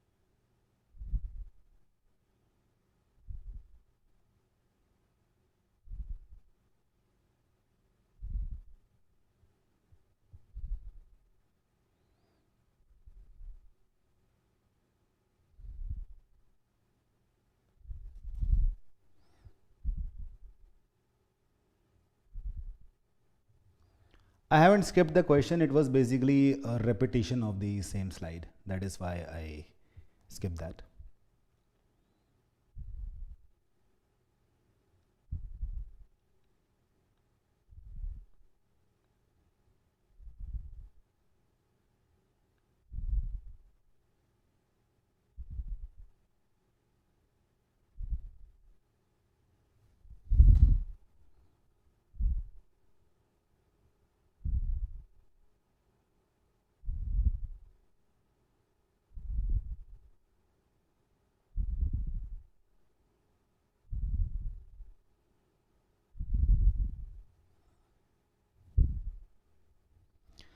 In this and all the statements, if you look at them, the statements talk about the how pain, how gender and race affect how the pain is treated. So subjectivity is there, and there is bias. So in statements 1, 2, 3, and 4, all these things are there, but in statement 5, they talk about the sedatives and painkillers. That more talking about the kind of prescriptions. It is kind of too much medical, but the other four options are basically, they are kind of, I would say, biological or anatomical, but fifth one is medical, and medical is out of context with the other options. That is why we'll go with 5. Clear? Next.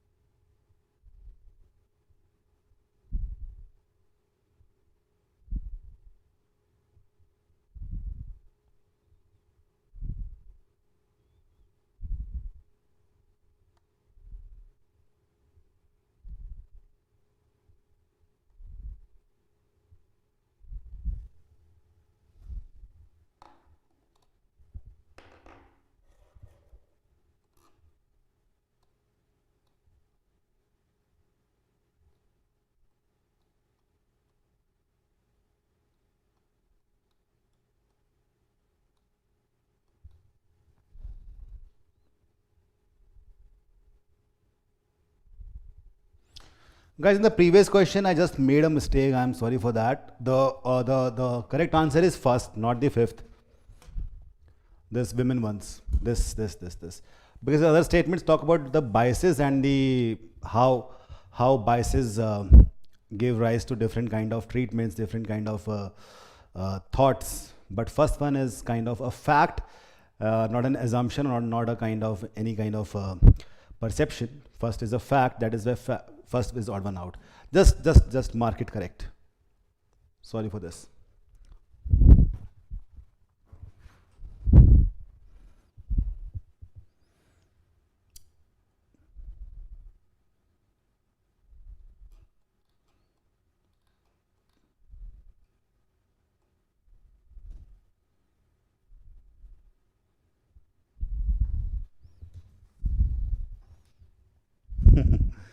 Yeah, I was just reading some other question. Anyways, Pooja, no, one is not a bias. One is a fact, right, Pooja?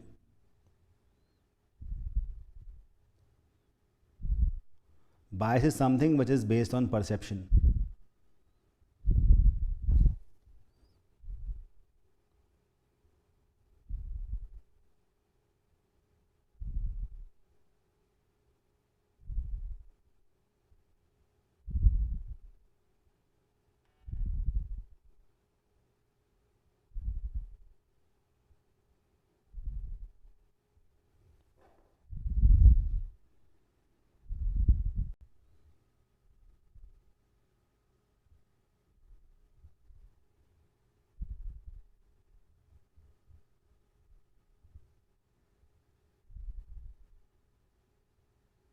No, Pooja, there is a word used over there, more likely to be prescribed sedatives.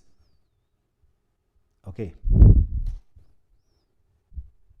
So whenever there is a kind of doubt, that won't be an exact fact. Clear?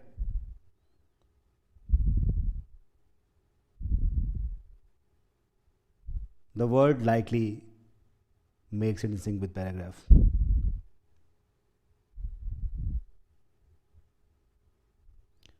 All right. So here the first statement says modern art is that which was created sometime between the 1860s and the late 1960s. Second says art was called modern because it did not build on what came before it or rely on teachings of the art academics. Third, the difference between modern and contemporary art is based on rough date ranges established by art historians, etc. Arts made there, for example, conceptual, minimalistic, postmodern, feminist is considered contemporary. They recognized a distinct shift that took place, marking the end of modernism and the beginning of the contemporary age.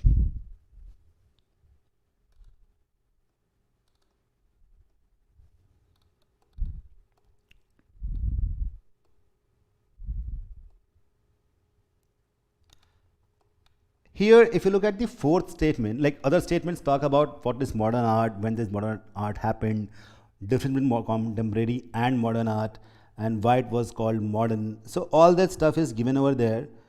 But the if you look at the fourth one, arts made their contemporary. So the words that is there are given over there: conceptual, minimalist, postmodern, and feminist.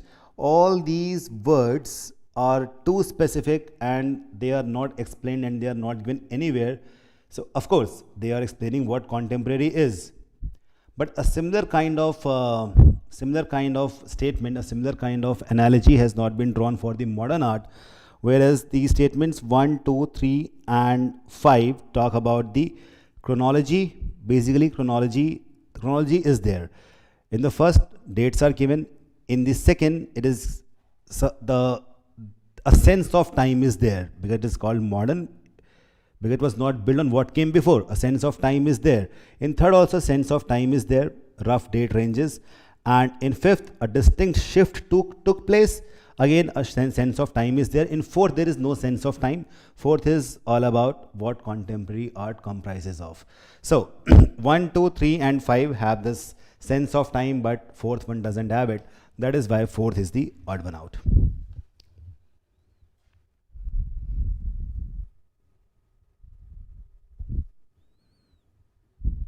They art Trishal दे उसको third में था ना, art historians, art critics, curators, उनको दे बोला गया है. Clear? So we are done with order also. Now we are left with para summaries.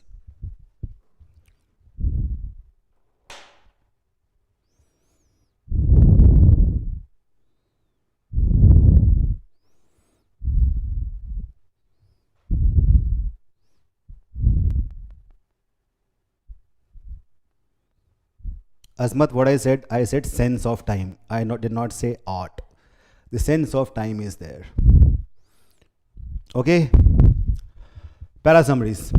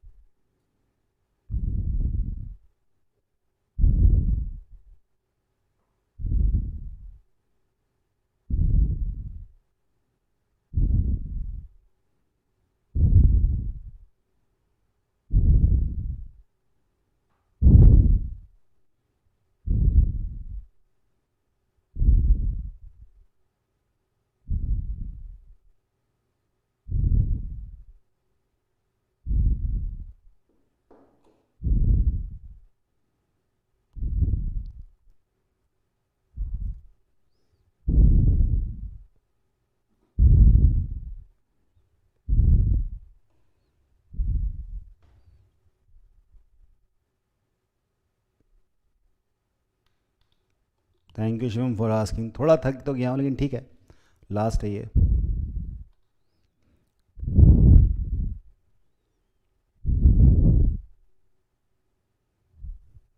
What should be the answer here?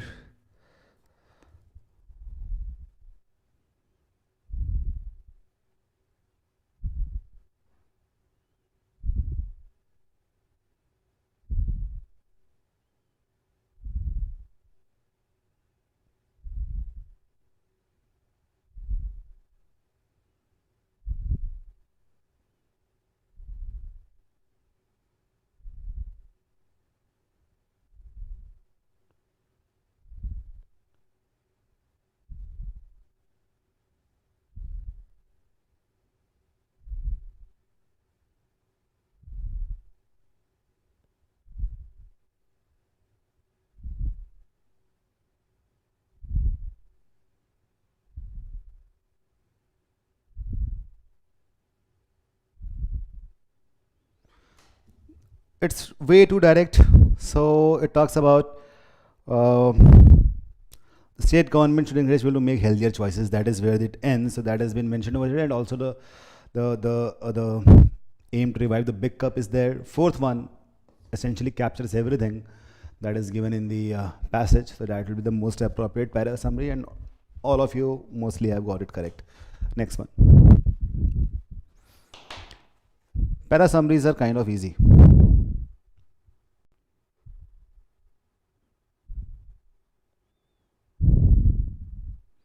Ashish no third possible नहीं है, क्योंकि थर्ड में ना वो बात नहीं की गई है कोर्ट की या हेल्दी चॉइसेस की, तो फोर्थ ज़्यादा अप्रोप्रिएट हो जाएगा.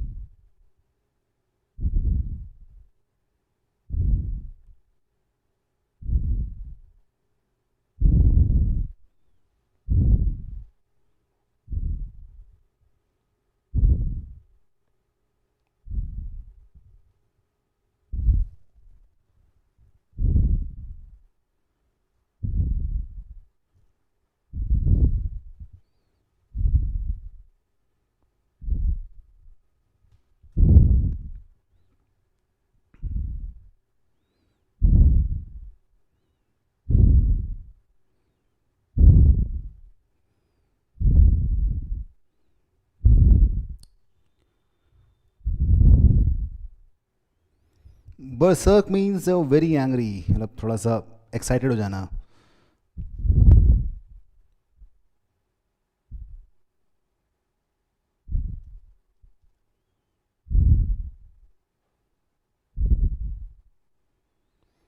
See, third one cannot be correct. A lot of people are marking third. The reason is, in third it says social evils.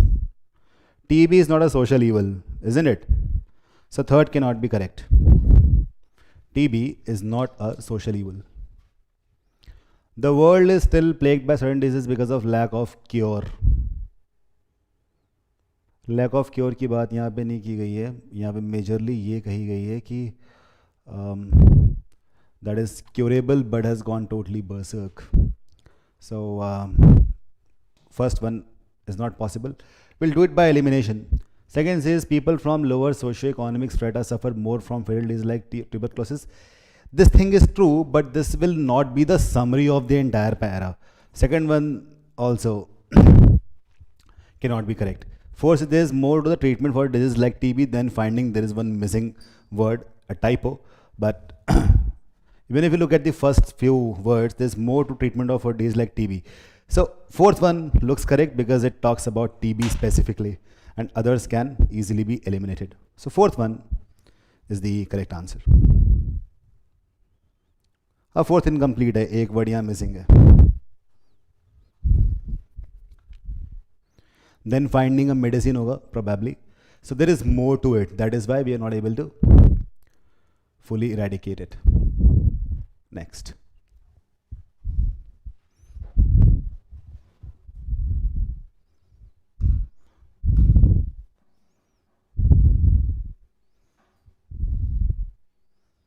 Fourth complete nahi hai.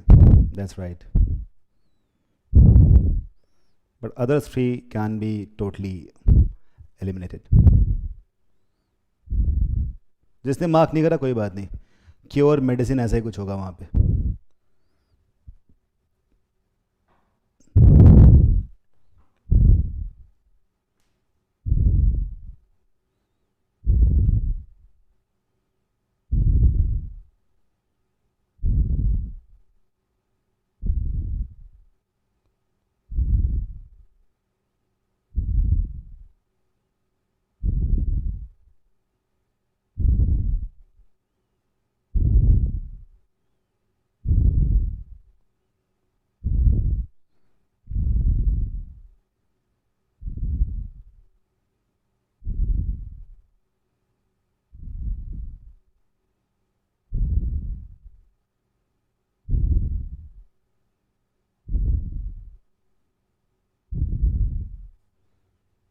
This one is easy.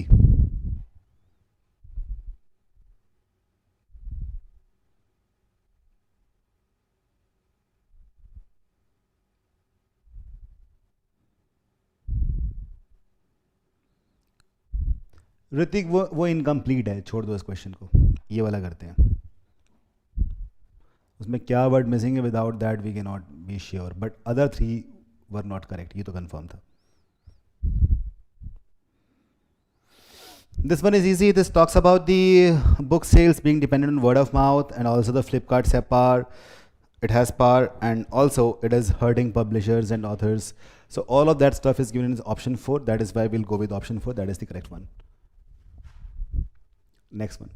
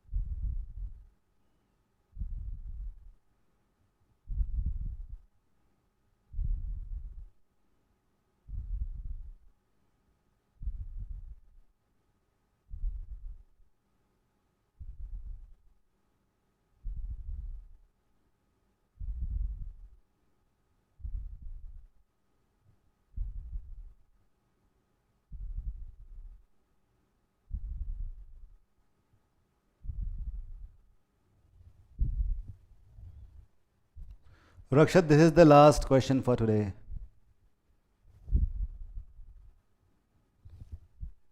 Okay, what is the answer for mobile devices?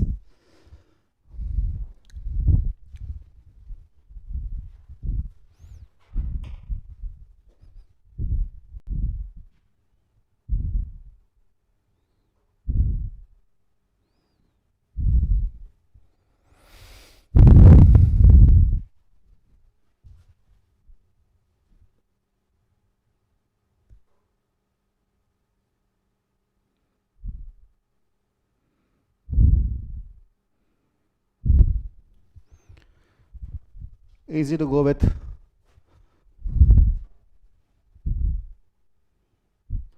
Second one says we can predict, but the reality is we can't predict. No, we are not sure. Third one talks about matter of discretion of industry. Now this is too much out of context, cannot be correct. Fourth talks about mobile networks, not mobile devices. ये भी incorrect हो गया. First one is the one which is covering all the aspects discussed in the passage.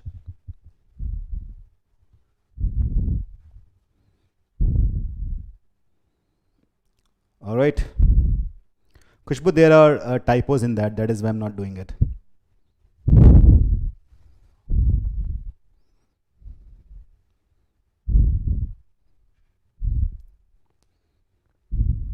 Cool. So this is where we end today's class, today's marathon, in which we did a lot of questions, and all sorts of questions have been discussed.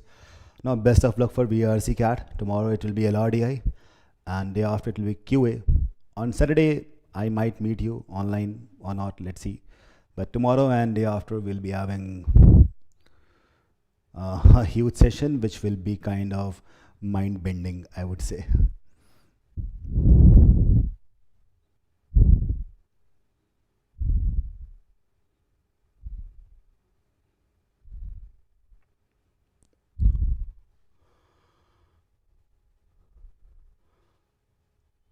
थक गए पर मज़ा आया. Suvendu, quant का हमने सोचा है कि मिलजुल के ले लेंगे, आधा सज्जन सर आधा मैं.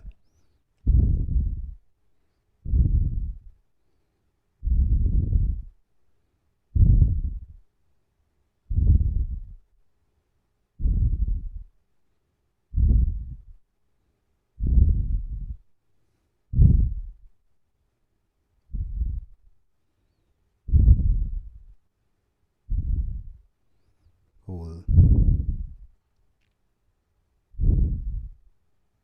Mind melting.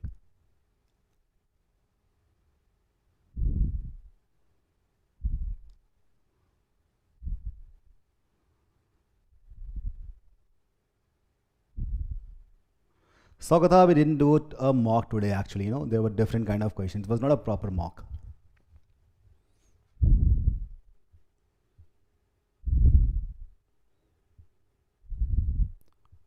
Pragati, LRDI session Sajjan sir lenge. I will take 2 or 3 sets of LRDI, rest he will take.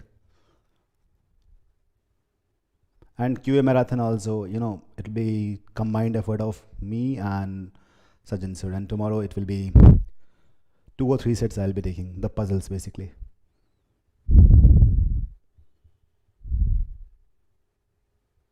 Priyanshul, of course ले सकता हूँ मैं, लेकिन पूरा ही लूँगा मैं, 2-3 sets लूँगा.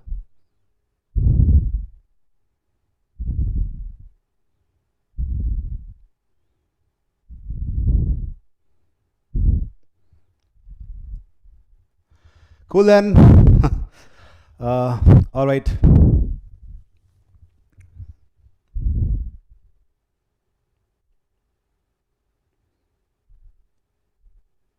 Thank you and welcome everyone. Just make me proud.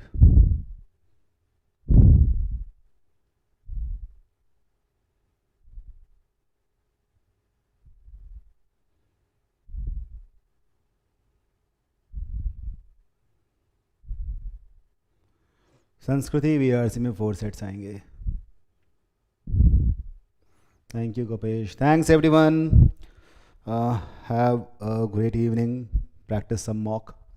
And we'll meet again tomorrow for 2 or 3 sets, and day after we'll meet for at least 2 hours.